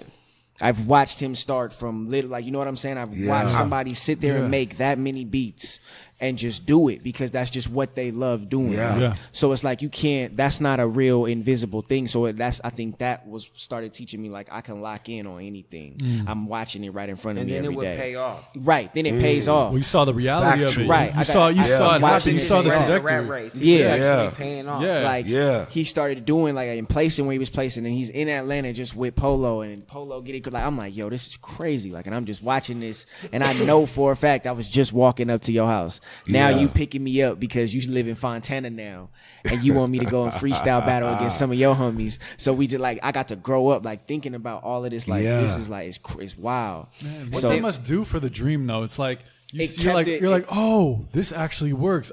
This is the game. I just have to do X, Y, and Z. What kept the dream crazy is when we would like start doing music together and be sending the music. I remember he would be in Atlanta and we would like send him shit. We'd work on Ray Real and fucking put our heart in that shit. I'm talking about we up there till we sleep. About 4 a.m. We was waking up that next morning, cooking in at least 6 more hours until making that shit the fire as we could make it. Sending that shit through and that nigga hitting us with the keep working. That's it. Like, still. But he wouldn't ignore us. That was my thing. Hey, respect to that. Yeah, though. he would just be like, "Yo, good shit, keep working, keep working." It's so you know what? That's great. Be like, "Damn, y'all niggas is the weakest niggas ever." Yeah. Or not even not respond. He'd just be like, "Keep working." And then like even when I would get frustrated, a part of me would really sit back and think like, "Nigga, this man makes like hundreds of beats. Like you cannot. This is one song you just sent him, bruh. You gotta learn how to just keep making stuff. Like it's crazy because like just like y'all said, y'all had access to send and have a listen. You know how many motherfuckers be sending him all that? Like once anybody starts getting a type of thing, it becomes a scenario. Oh yeah, right. Like, but that keep working was like, well, fuck you. Then I'm gonna show you. Yeah. And this is back when he was signed to Polo. This is before any. This Yeah. is This is Yeah. right, back like when he before, was Yeah. still trying before to the do whole it. shit But cracked. more the so, it NBA wasn't shit. even more so of a fuck. the It was just honesty like of that though, yeah. dog. Like it's like y'all. It's deeper than that for y'all. Yeah, it was Right. like we just gotta prove Well, not for this me. shit is fire. to Yeah, him. like for it me, wasn't I fuck seen you. him. Yeah, because that's what I'm saying. Yeah, for- I know. no, Yeah. Forgive the fuck you. Yeah. But like it was more like, all right, We well, gotta you know get what? it. I'm a make you bounce to this. Exactly, I'm- because you know what I'm I've saying? seen The him. fuck you I've wasn't seen that. him like literally laugh at crazy. people's like I've seen him listen to like some of the people that just randomly hate on him for no reason. Like I've Yeah. seen him listen to this shit on his own. Yeah. They just sent it to him. He'll just be laughing like, bro, like what the fuck is this shit? So For like real. for him, then he'll go to Atlanta. And he'll really hit us with just like keep working. It's like, okay, you would tell me if my shit was garbage. Yeah. Because Yeah. I've watched you tell so and so they shit ain't hot. You have I've to, watched like, you do bro, that. Imagine a computer program telling you to keep working. That's what it is. Because he been working. Yeah. And that's what I'm saying. So like I know he's not just saying. So it's like Yeah. fuck it, we just gonna keep crying. Like and then Hell we just yeah. we just kept it going. So like knowing that and looking back at that, that really instilled that in me. To just you got to grow that thick Because skin to off. be rip. honest, like Yeah. it's one of those things, especially in creative communities, right, where a lot of people do it for the thought of what it is, right, and a lot of cats, especially in areas, you know, this is the beauty of this, like y'all living this life, and like we can attribute the Ollies and the Xboxes and the homie that finds out the cheat code to figure out the music and the scenarios. Granny with the cassettes, all of these things add into the work ethic to get to where somebody's going, right? It's the beauty of that process, right? 100%. Hit got it earlier on, right?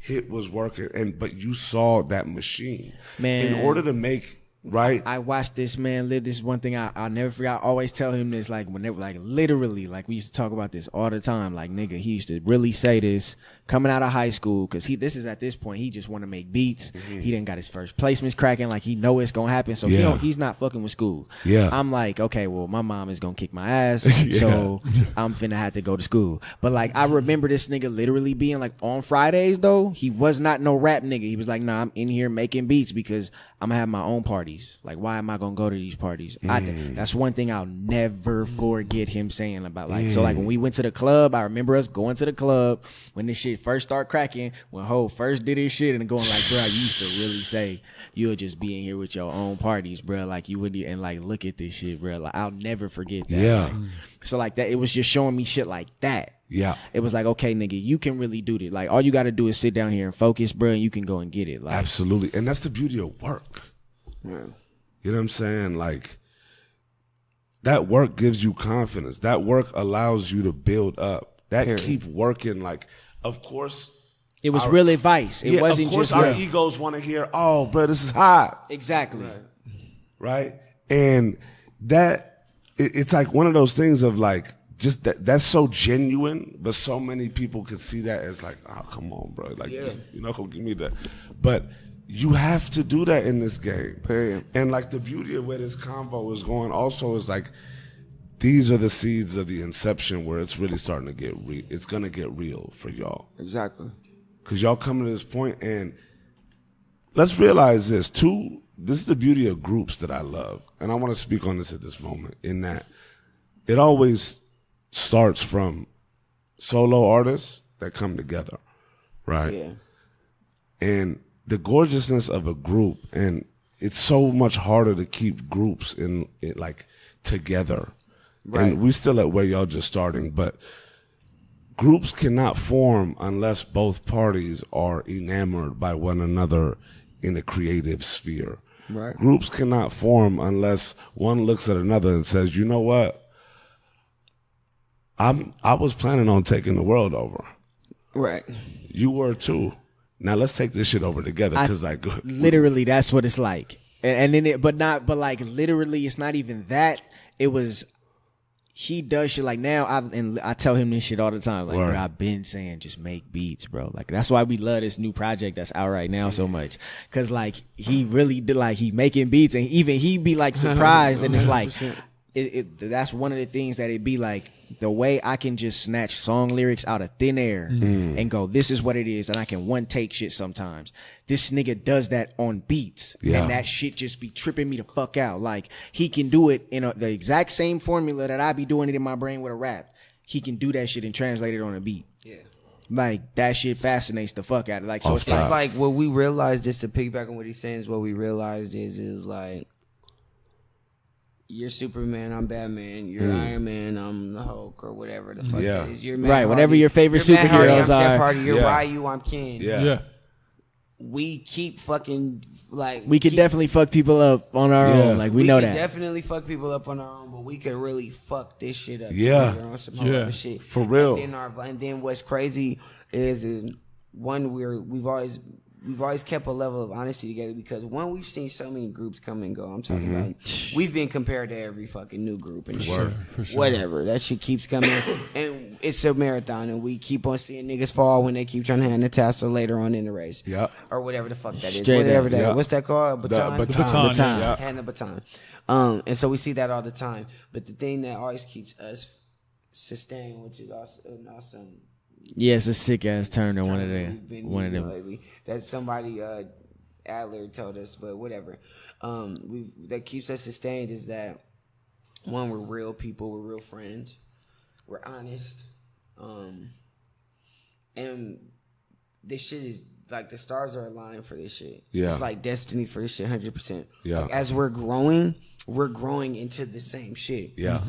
Even though like I may have a kid and be married, but we're instilled to the same shit. And even when I was in the street still and doing certain things, and he was going into certain things that he was into, we still keep a level in the medium of like, we still into the same shit. Absolutely. Straight up. It's That's still the entire baseline. time. And we also still have the same like vision, the same goal at the end of the day, which is deeper than the rap, is deeper than us. It's like, that's what keeps this shit real. You know what I mean? We can get into it. We can fight. We can argue right before we get on stage, and then At the end of the day, but that it come from that too. Like, when we was mad young, freestyle battling, like knowing that hit was picking me up, because niggas that was way older than me wanted to battle me. Yeah. and I use the bathroom now. So y'all I listen to gotta piss Oktane right real after you quick. get back. All Bro, right, no, I y'all listen to got you. Oktane. But yeah, knowing that hit was picking me up to go and battle people that were obviously older than me in his age group, that he just was like, these niggas ain't tight. Like, I hear you rap every day. Yeah. Like,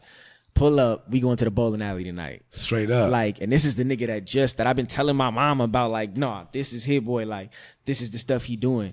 She don't believe none of this shit is real at this point in time. She don't even believe in the internet. I'm just a lazy kid that wants to always plug up on the internet. Wow. This is when internet was boof. Like, that shit was not tight. So it's like, knowing like that all this shit is going on, it was wild.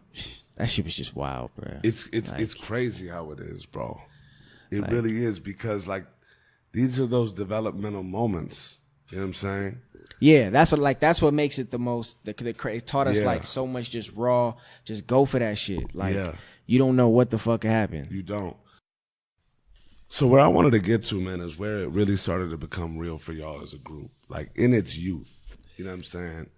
When Audio Push was like really real to the both of y'all, and what that set off and what that was like. So it first was originally called The Push. Before it was Audio Push, it was The Push. How'd you come up with that? That stood for Pray Until Something Happens. And so rest in peace to the homie Rowdy A. He was like a super huge influence in our careers, like early on. He was like huge. He was fucking Diplo and shit before niggas even knew what that was. Right. Wow. And like, he was throwing his own club. Own clubs NRC, but like 15, 16. Oh, wow. Around like what year 8. was this?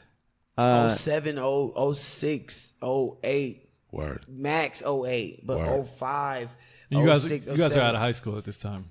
I mean, Summer is still in high school. Like, Yeah. I mean, I should. I think he might have just.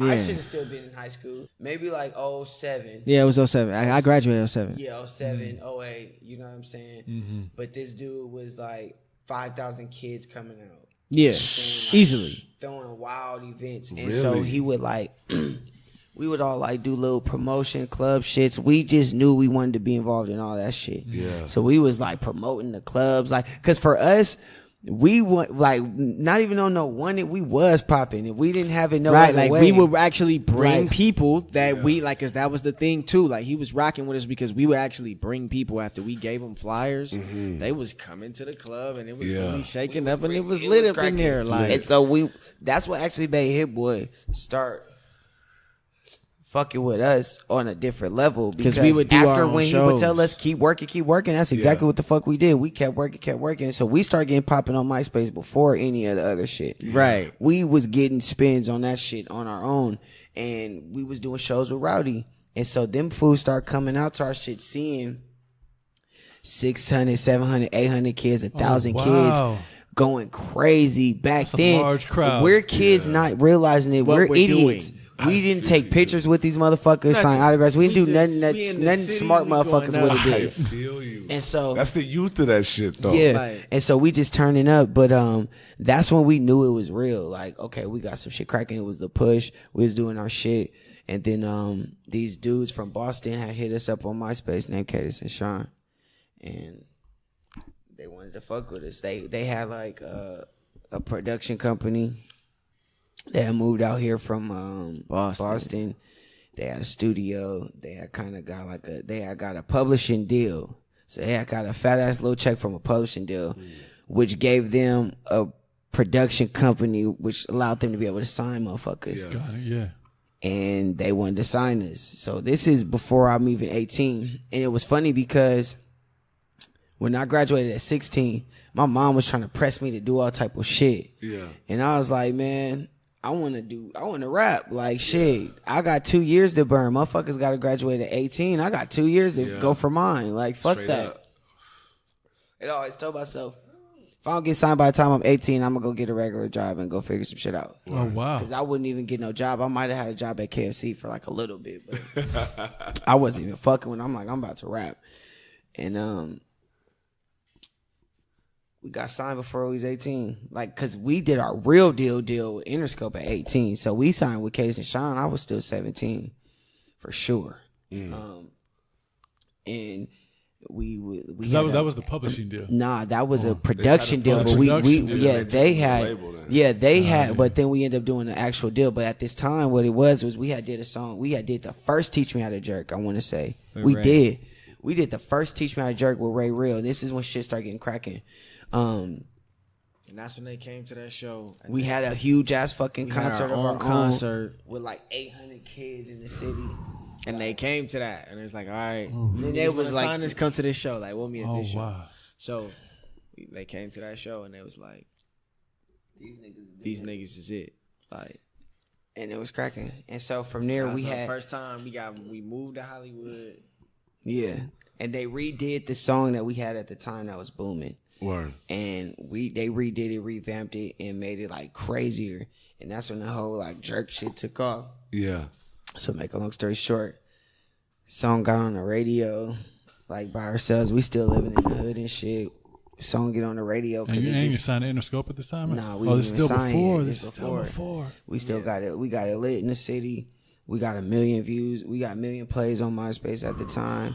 The buzz is and real. yeah, it's cracking. That's and this is amazing. all dolo. This is all solo. See, that's dolo. the important part. Like, This back then. and just to go on that right there is like the kids coming up now now it's like thrives for independence. You have all the resources at your fingertips. Back then you didn't really. You had MySpace, Right. and you had your real fans, the real people coming to the shows, Period. the real buzz, right?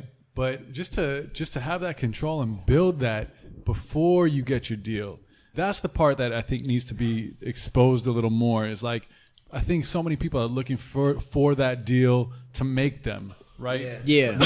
When you could realize that comes way before. You build that for a long time and work hard at that, and then the deal on top of it It enhances you. enhances you. It That's doesn't it. make you, though. It doesn't make you. You need to be. That's the problem. See, we made that mistake when we did our first deal. Yeah, it's scary when you say you sign a production deal for a production. No. We signed to a production company Yeah. first. Yeah. So it was still a deal. It was because they just didn't have no like bread to give us no. Yeah. But they had a studio. They had beats. They was making our beats, and they was gonna do a demo to go take to labels because they did. And once we did Teach Me How to Jerk and it got popping, every label wanted to sign us. Literally. Motherfucker, I remember that. Yeah. Warner was like niggas was sending us contracts and shit. Never even met us. We Just literally faxed was us seeing contracts. faxing through the printer, like because our shit was going crazy. And at the time, the New Boys, they had a Drake song out, and them niggas they did a deal first. So they did a deal, so they shit that went on the radio. But we had the next biggest shit. Them niggas had hit us on MySpace, and like they from the city, but they said they was from LA. Yeah. But who cares? That like you start seeing all of that That at type of once. shit, Yeah. It's and like Right. it's crazy. it was wild. But long story short, like we ended up doing our deal with Interscope because they at the time, like man, that shit was just ideal. Like we grew up loving Interscope, seeing that we from the West Coast, so Pac, everybody we loved. Interscope just was the vibe. Yeah. And at the time, like motherfucking like Soulja Boy was on top of the world. That nigga was over there, 50. Everybody. right. It was just really going lit. down. It What was was- Interscope. What was your guys just like between you two? Like, what was that? Take us in those like real moments between you guys as this is happening. It seems it all kind of happened fast in the span of what, a year or 2 years. Yeah. I mean, that's a pretty quick time. I mean, it was wild. It was wild because for me, now that we look back on it, Yeah. the homies that we had signed that deal with was doing a lot of like fuck shit. Yeah. And then Straight on the up. sneak, psychologically and mentally, they was doing fuck shit. Like the way they was trying to like split us up. I feel like, you know what I'm saying? There's certain things that they was trying to do. If I was weak and he was weak, we wouldn't have even made it to this point because it was times where they was trying to like kind of like, you know, like split the vibe up. Make that's real, ideas though. clash. Yeah. Yeah. Make That's ideas or that's make- classic music industry. Yeah, Man. yeah, or make him at times feel like the priority and go in, or make me at times like just all those type of like weird ass shit that motherfuckers but do and might not even know they doing. I don't even want to say it in a negative way to speak on them. Sure. It just taught us our journey. Yeah. But honestly, once it started taking off and it was on a high, niggas ain't care about none of that. Like, we was taking meetings with everybody, bro. We literally was in Atlanta. We everywhere. Like, everybody wanted to sign this. Motherfuckers offering us $1 million deals unless if we add a girl to our group. We kids. So Yeah, it it was was like, damn, wild. this is nutty. Yeah. We met Jimmy Iovine. We did a showcase for Jimmy Iovine. We kids. This motherfucker walk out halfway through our showcase. We nervous as fuck. Like, damn, this nigga hate us. This nigga walk to the door like, let's do the deal. Like, we go crazy. Like, on some movie shit. Like, our behind the music is gonna be nutty. Phenomenal. when we do It's it. just crazy. You know what I mean? 'Cause For real. We These really, things really happen, this shit you know wasn't what I'm saying? this shit wasn't no accident shit. Like, this was a real thing. We had million plays on MySpace before we did anything. We were doing shows and shit like that as kids. That's like, the story, though, and that's the beauty of that, right? Like, crazy. It's crazy how there are also those groups, right, that have very similar trajectories, right? It's naturally just the creative universe, but signing something and that something happening, and then the music industry just coming in general, have broken those things up, right? Period. Or lots of money coming in have broken greatness up. Period. straight up. That's just I said. Especially when you're kids, though. Like, you don't even know what that means. I say it all the time. I just am so grateful for the favor that we have from the creator that we didn't touch 10 million right. when we were 18, 19. We Yeah. went to South Africa. We got to travel, so we got to experience the things that would teach us what we Yeah. need to learn. Right. We got to touch enough money to show us money's real. This Yeah. shit, don't give up on what we're doing because it's a real thing. We're not in a fairy tale. But we didn't, for the hit we got at that time when we were kids, and we had 20 million views on YouTube when that wasn't a thing. Now that's a thing. Yeah. Niggas, Right, now that's cool. possible. It's Yeah. okay. You got fucking Taylor Swift and all these motherfuckers. but but back then that was like 200 million. this is scary. was Back crazy. then. Back Yeah. then, this is scary, and this is off of tutorials and shit. These ain't even the videos. Like, this is shit we doing back then. So it was like, it was kind of nutty, and to know we were doing that, and What was going through y'all's head during that tornado? That part right there, the fact that even in our craziest, like no matter what we would end up disagreeing about or fighting about, whatever it was, we didn't care what was going on. We stayed like true to the game. Yeah, like that occurred to me. Like that, it was like, okay, it's really finna be on, like for real, because it's a gang of crazy shit going on, and we mad, but we literally just walked up on both opposite ends of the stage, and you would never understand like anything that was going on because we already noticing that type of shit. It was like, yo, we was really meant to do this shit. Like, absolutely. Did you guys have anyone guiding you at that time, like a manager? So that's even crazy. Oh, my mom. Your mom. My mom. Talk about that. And she didn't. But just talk about that for a second. Just about the game. Mom knew a lot. She was a dope hustler, but yeah, she was the first person to ever manage a situation, like ever. Because you guys are kids. It's like you need an adult in this situation. You're dealing with adults in the music industry. You're dealing with big numbers, big deals happening. I feel like going into that as a kid. I'm saying even before now, because that's what I'm saying before that. Like when we were we younger doing the high school tours, like touring. Excuse me. Doing high school tours. And she was like our manager, like during those days. Like she would take us where those shits was at. We was mad young, like doing all of that type of stuff. And like, I don't know, learning even stuff like that, it was just like, I remember my mom coming up behind me on that same computer and telling me like, what are you doing? Like, this shit is not going to do nothing. And like, it was like just all of these times, like looking back in hindsight and seeing what it actually did. Yeah. And it's like, it's just crazy. Like knowing that, said all that to say like, we literally knew like when we actually was doing something. Absolutely. So like when we was on stage and you noticed that, I just already knew, like, you already seen how hard it was for people to try to make groups in the first place. And it's like, we do this shit and it ain't even hard. And our shit is like, people fucking with us right now. Like, it's like, yo, let's go. And absolutely. I don't know. It just teaches you all that shit real fast, man. Straight up. From getting thrown into that, right, and coming to a time like now, how has that road been for you, right? And I also want to know from Price's perspective, because it's like, it's the beauty of growth in individual life as well, right? Like during this process, Price got a kid, right? During this process, you living your life. During this process, y'all are going through the ebbs and flows of the creative process, y'all as human beings and the life y'all living, decisions y'all need to make together, right? Life happening in and of itself. That's a roller coaster, right? Y'all were meant to do this because y'all still here doing it. You know what I mean? What was that road like? And I guess to culminate in that essence is, what did that teach you and what did that give you in terms of ownership of the intergalactic spaceship that y'all know y'all gonna get to and rocket ship off of? Like now, where we at 2017, we just put our album out. Fully independent by ourselves. Yeah. When I say by ourselves, I mean like we manage ourselves. Got, Double XL and, Vibe and Apple placements and all these different things on our own, right? Yeah. We like charted like 18 and shit on the iTunes charts. And it's all just based off of what we can control and our fans that fuck with us, right? And that's coming off of having a dope manager, being signed to Hit Boy, being on Interscope for the second time.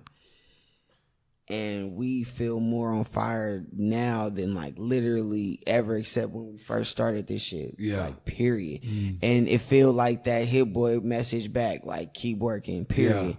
Yeah. If we could make 1 million views after keep working with Hit Boy, boom, and then get 1 million plays on MySpace, and then make it to the YouTube world, get 20 million views on there, and continue to make million views pop. What is it? SoundCloud, we get millions on there. We turn shit into diamonds all the time. Yeah, it's like that shit happens. Look, for y'all have to be alchemists, right? Mandatory. And what I was touching on, and what I want to kind of know is the beauty is like it went rocket ship from the start.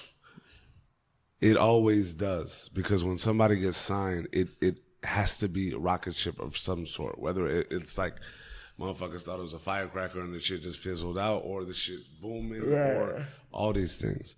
But the beauty of where you are now and how much ownership that you're taking now of it and how special it is now, right, was the road from that beginning up until now. Period. Right. And what I wanted to touch on was like, how has that road been for y'all artistically, creatively, and in your own human minds? You know what I'm saying? Because the beauty of groups is that y'all have lives. Everybody has a life. Y'all have lives to live, and y'all naturally as a group have to be able to make sacrifices with one another for the intention of y'all's greater goods. Right. And you guys also have your guys' greater goods. But you know at the end of the day it's going to be together. And you guys have come down this path, right?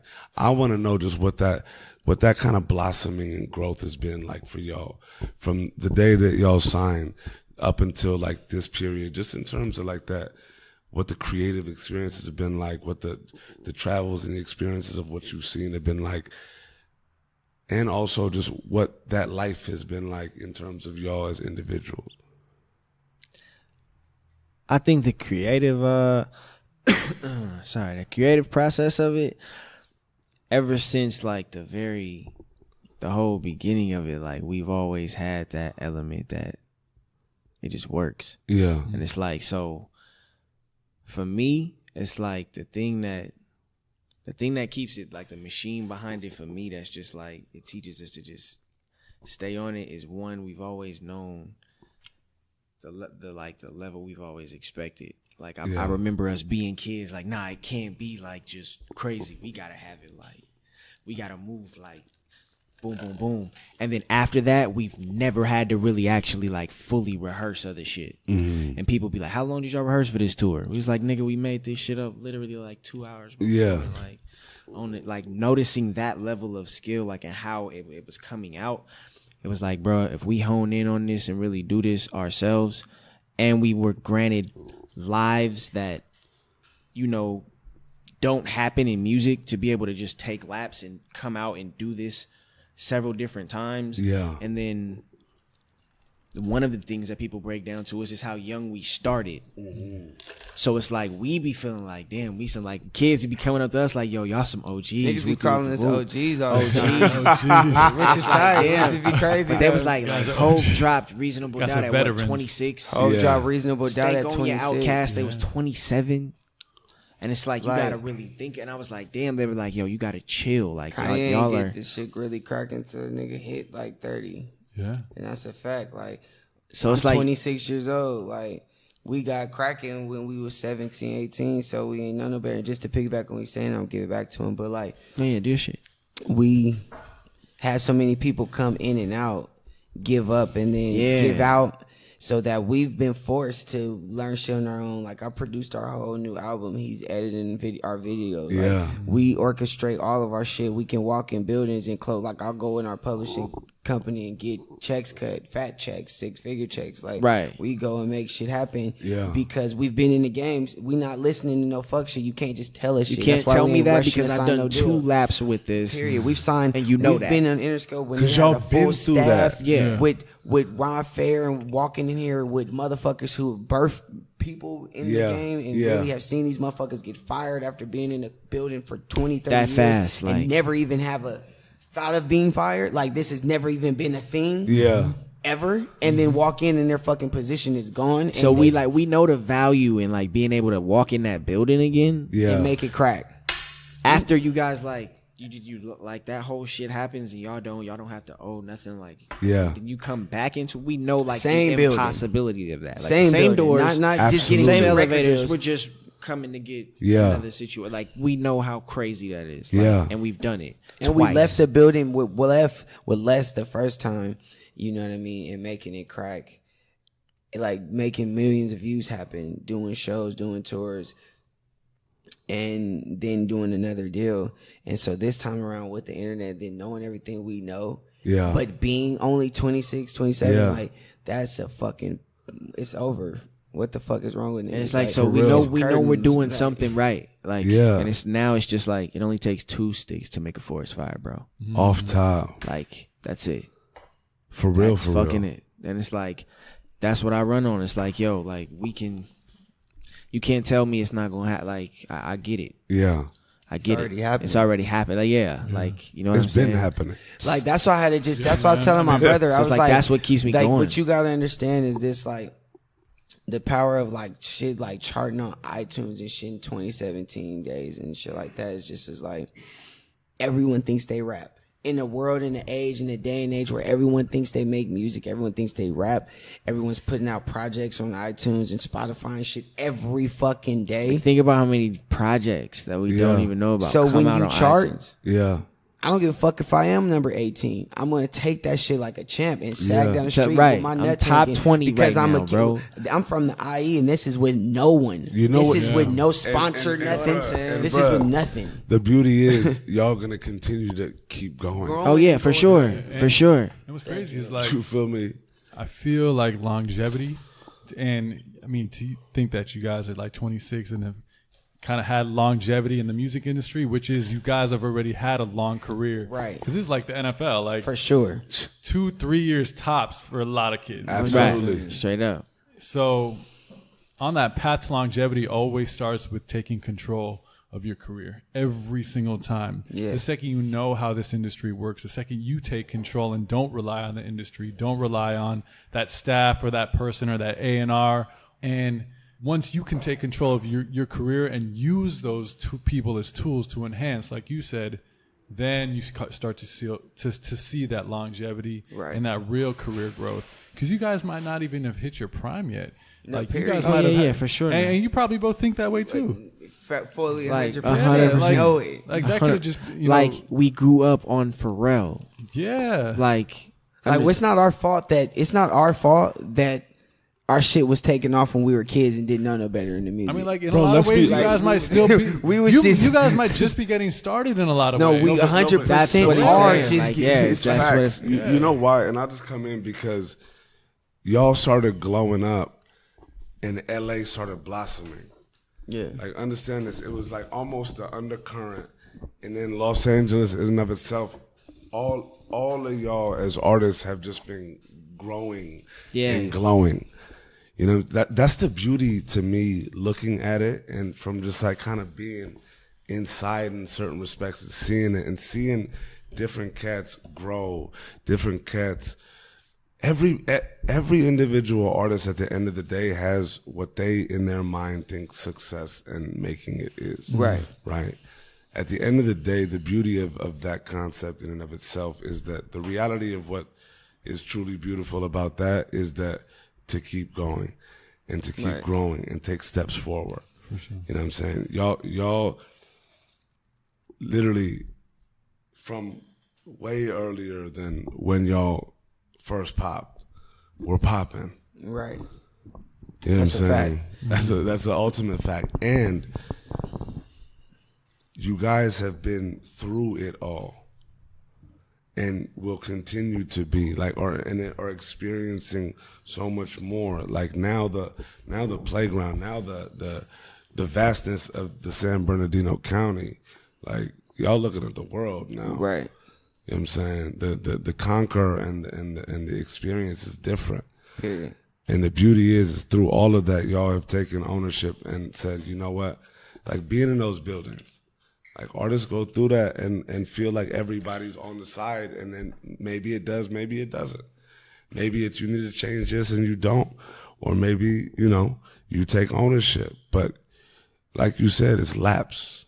Niggas don't be making it out of that. Nah. That be the part that quicksand motherfuckers don't make it out of. Yeah. And that's something that I'm just always grateful for, is one, that we able to still make music and be growing, knowing that we not even at our prime, knowing we not even like nowhere near where we're gonna be. And to know that we still got kids like tatting our logos on them and coming out to our shows. That's the stuff where it's like, no matter what you tell me, you can't take that from me. Like it doesn't, I don't care, because I've literally seen people put something permanent, like on a number that I don't know, like and we've have seen a logo that I know is a drawing or something that like we've said like on them. And we've seen artists, we've seen artists that motherfuckers are saying they're the biggest, they're never going to this and that. You don't know where the fuck they're at now. They can't do a show. Right. They can't sell out the Roxy. They can't do shit. And that's a fact. And so to be able to have kids that even care, to be able to send our shit out to motherfucking publications and they want to post it, that's the thing. You know what I mean? And it's not even started yet.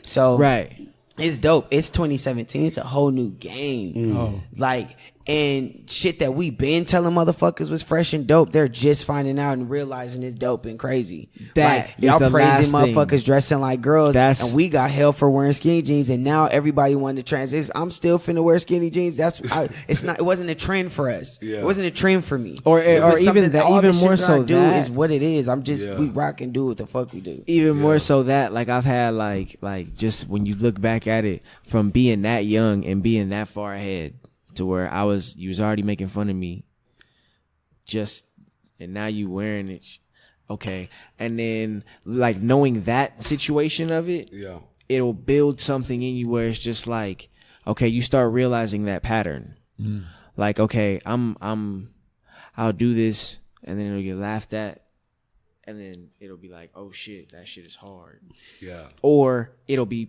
and like. With the two of y'all, excuse me for cutting you off, but with the two of y'all, there's that sense of resiliency of like that whole process. Like, even when it becomes like, oh, that's hard, and y'all been doing that, right? Yeah. Y'all been through that so much that y'all already own that. Like, now y'all look at it like, oh, you doing that now? Good for you. Period. And that's what I was gonna say. And it doesn't put us like not in this cocky mindset, right? Like, not in this weird ass like. But you gotta. But no. What I mean is more so what it does is it puts us more in just that limitless mindset where like we can do anything. Okay, cool. We gotta do it by ourselves. Dope. That just pushes us to our potential. Like, so now we gotta expose ourselves to doing different shit. He did our whole documentary. That just pushed him to something that he didn't think he would do or could do, and that's all stuff I wanted to do, but never really, like, when you realistically look at that shit, it's like, damn, that's a grip. Yeah, and facts. Now I've done it, so it's like it was a chance to expand. What pushed y'all to do it that way? The same reason this man got fucking amazing at beats. Like, if we needed to that where it don't matter if your phones die. I like that. We can make music if you put two of us in the room in the proper equipment. And like, without it's all about being proactive. It's self-sufficient. It's two of us, so it really should be no excuses. That's the only way you can sustain. Right? We gotta. When we want shit and you want shit a certain way, everybody's not gonna move how you want them to move, especially if you don't have these crazy budgets and all this wild shit. We've been put in too many positions where we gotta we gotta steer the wheel, and so. You have to now. Yeah, and then sadly, the worst thing too is like I'm like this creative shit is a real thing that like it's not a forced fake thing. Right. Like niggas really see shit and want in it their the brain, way. and it's like, and so when the motherfucker does not project your vision the way you see it, lightweight, it used to be created, and now people are able to be creative. Yeah. Like it was. No, it used to be. then. No, listen. It used to be creative, and now people are being created. Like that's how I feel. Like it used to be. Really? Yeah, it used to be creative. Now, like you can create motherfuckers. You got all these motherfuckers that like. How many Uzis are there right now? Right. There's at I least feel 10 that. little Uzis. But you know, with all different little names. top, Like off I don't top. even know all these little But fucks. but that's and they're also- cool. They're doing their shit. But it's like 20 of them. I get that completely, but to be honest, the perspective in which I saw it was now with the internet, like the crazy shit. Y'all saw the power of the internet then, Yeah. but now the internet is way more expansive, Oh, it's insane. and Yeah. everybody can have a voice. So Yeah. now that industry that used to have tape sent in can be scanning God knows what, Right. And all of these naturally the A&Rs now are like, hey, bro, this dude sounds like this. So that's why all of these are birthing. But on the flip side of that, the beauty of this era, right, is that cats can truly glow off of creating their own entity. Yeah, period. Off of, at the end of the day, knowing what it takes to do it on their own. Yeah. And also getting to a position where they either are going to keep doing that or have the creatives that are building around that community to do it, and they know what they want. Exactly. So now it's like, oh, now we taking over the world? Yeah. Okay. I mean, I think independence is like that's the future of the music industry. Personally, Yeah. I think so. Absolutely. I like all the barriers are broken right now. Like anyone can release records. Right. Anyone can like take over their own publishing. I mean, labels are more like marketing than banks. Now, nothing against labels. I have Period. a lot of people at labels They've that I been love, banks. and I think labels are great. But like, I feel people like Chance the Rapper Yeah. is just one of the first few that are really that saw that mega success of being independent. Yeah. Independence is the way to go. Like Yeah. just listen to the fucking future. Because you have like, the see freedom. what's going on. Yeah. Because we finally have the freedom. Like we can do like with the shit y'all got right here and the like we can do an album in here. Absolutely. Put the shit out from right in here. Yeah. Put the shit on iTunes from right in here. Right here. Pay for ads from right in here. That's what I Tonight. mean. Yeah. You can do that, and that's the freedom in this shit. As long as niggas ain't binded in no weird ass contracts, you can do that. Yeah. And that's what. And you don't gotta. I don't have to be cool to you motherfuckers in this room to do that no more. Yeah. I don't gotta. Oh, we on the blackball. We blacklist. Okay, cool. That's what he said on the album. I heard we was on the blacklist. They couldn't. What they say? They tried to put us on the blacklist. Couldn't tell, got back in, and we call that black magic. Like period. We couldn't tell. Got back in. Now we call that black magic. What is that? But it's a blacklist when you got fans. Yeah. How can you? What is all It's that when there's nothing. kids? When you can't control the internet. No. That's the beauty of There this it shit is. now. And you guys built your core fan base early on, which is key. Yeah. Like when you say I people mean, been tattooing, building. been building. But when you can impact people to tattoo something on them, that's a fan. Multiple. And Scary. the quality of a fan has to be like something that's brought to the table too, because you can have people that like your song for the moment, which is Exactly. that's a huge part of the industry. Right. Or you can have a fan, someone that's going to ride with you for the next 20, 30 years. Yeah. Those are the people that you need to be targeting. Now, it's person to person. You can directly talk to those people Period. right now. Period. And that's where it is. It's got to be embedded in this. It's got to be embedded in the community. That's your core audience. And that's what hits on what you were talking on, where you create this as a profession. Are you going to create, or are you going to treat this as a job? Yeah. Like, are you going to that's the motherfucking problem with these artists that they lazy in 2017's industry. Yeah. This is 20, you have to talk to your fans. They're there. And if you won't do it, guess what? There's artists that will, and they're going to snatch them until you get to that Frank Ocean level where you can pop in and out. Stop trying to be cool. You're not cool. Yeah. And we will know you're cool, because you'll be able to go be Frank Ocean and not drop music for a fucking year and then drop it and everyone goes crazy. Right. Until then, talk to your fucking fans. Like, they fuck with you. That's my motto right now. Fuck with who, fuck with you. Yeah. I gotta put that on the shirt. Fuck whoever. Fuck you if you try to steal my shit. That's real. Like, that's going on some good vibe shit. Fuck with who, fuck with you. That's the realest shit ever. Like, That's all you can do. And that's what it's about. Like, do what you can control, man. Drop your shit and build with that. Like, cause like you said, you can talk to these kids. I don't give a fuck if it's 50. Then get them niggas. I be getting these kids, man. I see them on there like I just put another motherfucker on audio push. I cherish every one of that, every Straight one up. of them motherfuckers, and every piece of that, because that's a real thing. And now we in the game where they could pay your bills. Straight up. And if You you can Like make these are the 5 kids that are really doing this and paying our bills and buying. Like even if we're also in a game now where I don't have to buy your shit to hear it or like it. Yeah. I can go on YouTube and just play it, or I can honestly just rip it if I want to and just play it. But I will buy a beanie or a shirt and a concert ticket. Yeah. And so it's like, regardless, if you're a fan and you come out, I know like you help pay our bit. Like this is I'm not playing with that. I don't. If I can if I can help my way of life in any way, like I don't care if it's $1 zillion. Like y'all do that. How could I ever? Sleep on And that? it's like Straight this. up. I could be working at fucking Popeyes and For real. getting and making what fucking $800 a month or some shit, $1,200. I don't know if you work good. I don't really even know what the fuck they make, but let's say they make $2,000 a month. I'm not even knocking nobody work at Popeyes. Get it how you live. Right, and do get it your how shit. you live. Do your shit, most definitely. But I could be working there and making $2,000 a month. Or rapping to 300 fans, 500 fans, 2,000 fans, 3,000 fans, 30,000 fans, and making $5,000 a month, whatever the fuck it is. Yeah. And creating a business out of that. Because you got that power and the strength to do that now, and then say, fuck y'all. And then make y'all knock on our door. And then by the time I look through the peephole, depending on who you even are, it's going to determine if I even fucking unlock the fucking door. Yeah. Then if I unlock it, will determine how much we even open it. Like straight Straight up. up. Because we're not even playing them games no more. We did it too many times. Right, we've done it We too didn't many spark the times. fire. Yeah. Let other motherfuckers come in like, yeah, I created that too many times. And then Yeah. have motherfuckers like think that we not the inventors of shit. Like Yeah. we're the innovators. Like, and that's not even on no cocky shit. That's on a like a real stand like, and then because the creators tell us this. Yeah. But like Right. you said too, it's a marathon. Yeah. And Exactly. and that's the key. And the beauty is, bruh, the world is at motherfuckers' disposal. Right. Like the world. Markets everywhere. And anybody can crack. It can take. It's this fast, like Yeah. this fast. It's like the internet is limitless, and that's what's also so dope. You gotta just shoot your shot. Don't look back. Don't be scared. Do your shit. Treat it like a business. I don't give a fuck if you make $100 a month. That's money. Make that shit Right. from the crib. And then build figure off out of how to it. make $1,000 next time. Build off of it. Master P this shit because it's so much easier now. I don't have to fucking do it out of a trunk. I can do it out of the room on the internet and still talk to way more people. Yeah.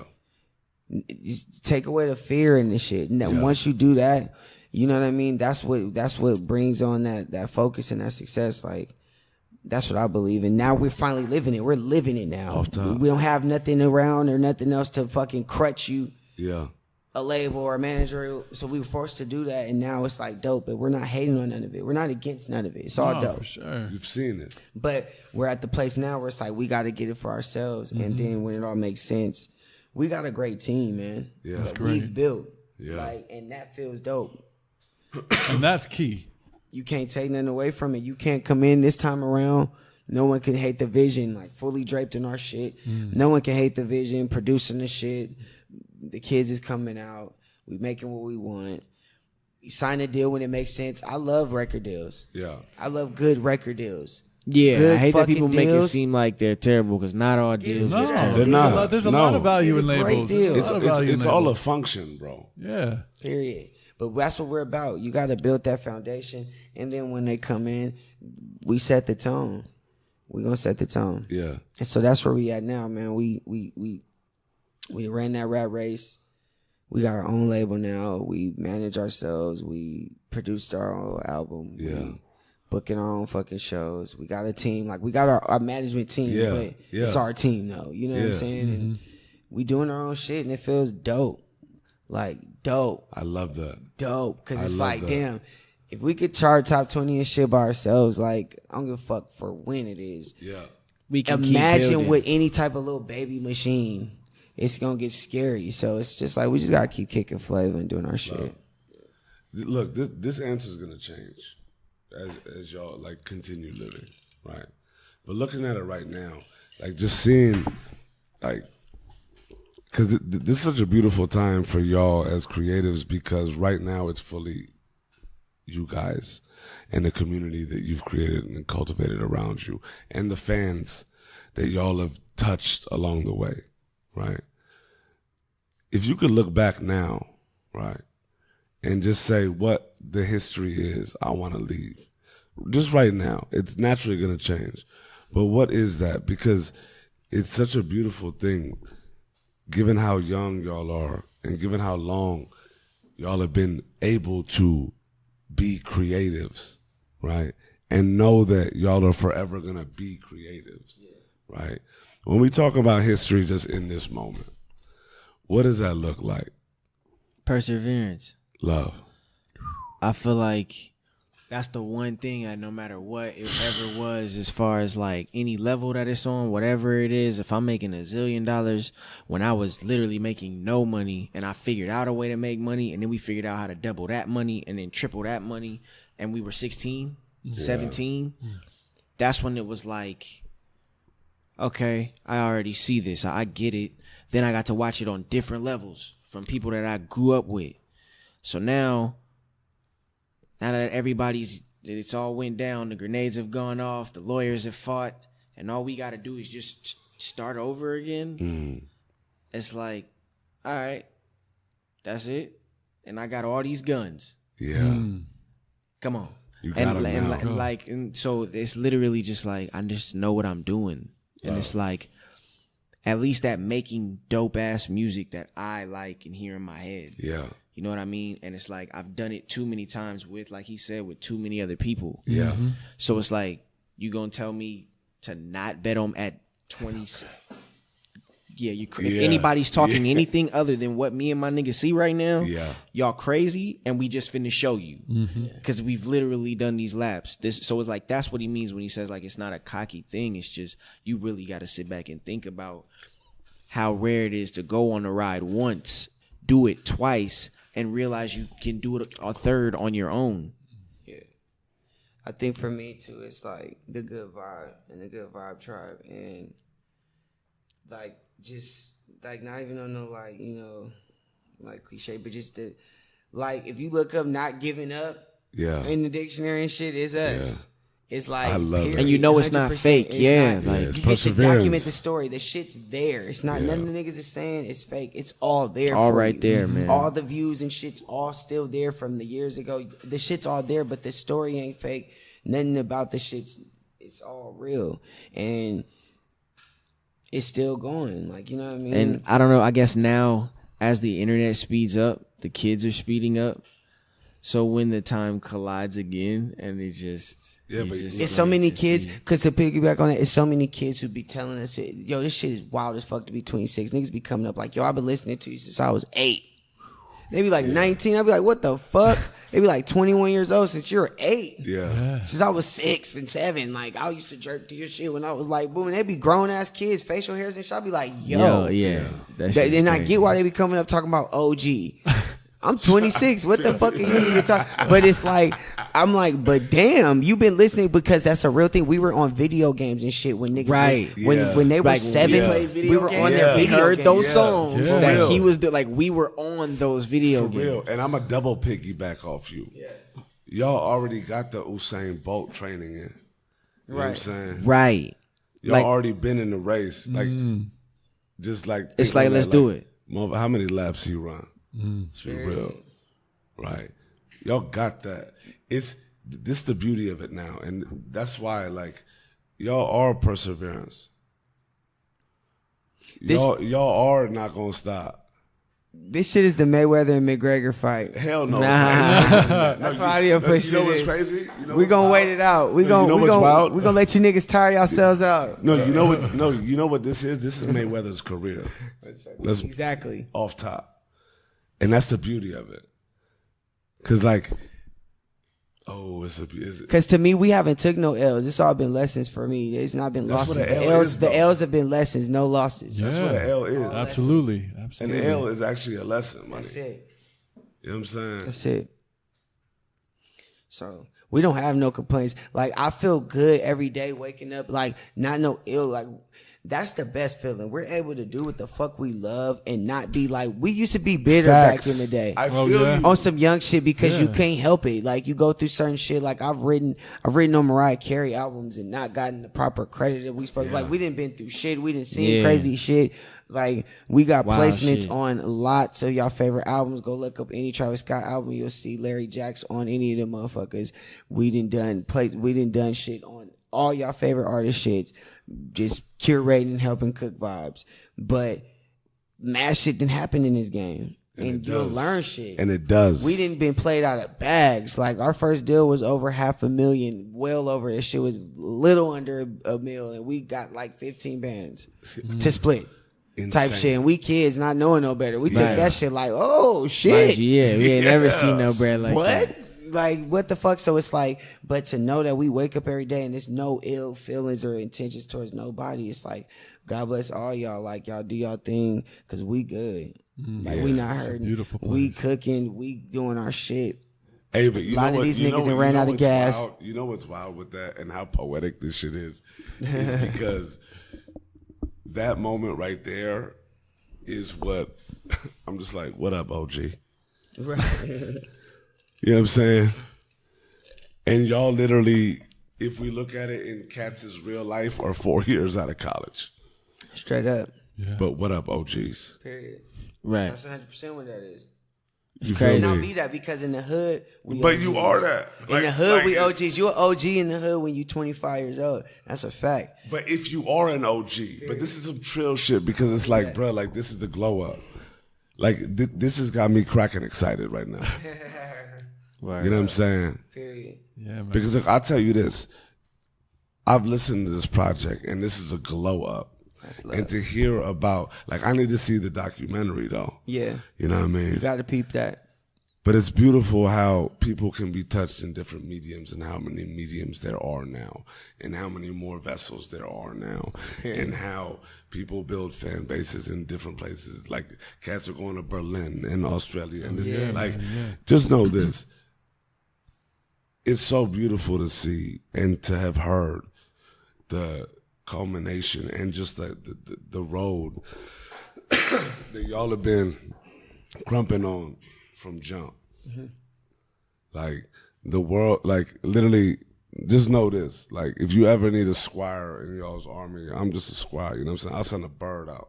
Right. That's You know what I love. mean? Because I believe in the beauty of y'all's like essence as human beings. Know that, right? love. And naturally, your journey as creatives. And it's so beautiful to just like even look and think like, bro, like y'all not even close Right. to 30, let alone anywhere near the peak of the career that y'all been building for 10 plus years. Right. Anyways, right? Crazy. And look, just know this, it's just special. Like, it's beautiful to see that y'all making it. That's what Mama We Made It really is. You know what I'm saying? Because you already had those moments where you can call Mama and say, look, we made it, right? But y'all continue to make it. Right. And I look forward to what 100 million more miles in y'all shoes is going to look like. That's fire. Because it's going to be a beautiful thing. That's love. Right up, man. I appreciate Yeah, it. Appreciate that, bro. Yeah. Love. Appreciate y'all having this, man. This shit is a fucking vibe. Yeah. Yeah, Thanks For to you real. guys, man. Straight real. up. Motherfuckers go get last slice left in this thing. Straight Yeah, up. This Go get podcast that. shit is the shit. Off top. Mama, we made it. I'm glad, fellas, I'm glad. Little mamas, we made it. Everybody call your mother and tell her you made it because you're Yeah. already here. That's our thing too. Like, man, kiss y'all mamas, love y'all mamas, love y'all family, Y'all love people, somebody. man. Yeah. Y'all people. That be what we about. So I love this stuff. Like when our like the shit that brought us back was my mama said, pray for the niggas that hey, like just even doing the Straight whole up. mama and just giving that whole Yeah. that's just man. Yeah. Period. So Yeah. Yeah. y'all got some dope shit cracking. Love. Just appreciate everything Love. here. Yeah, man. Thank you. Straight up. Appreciate it, man.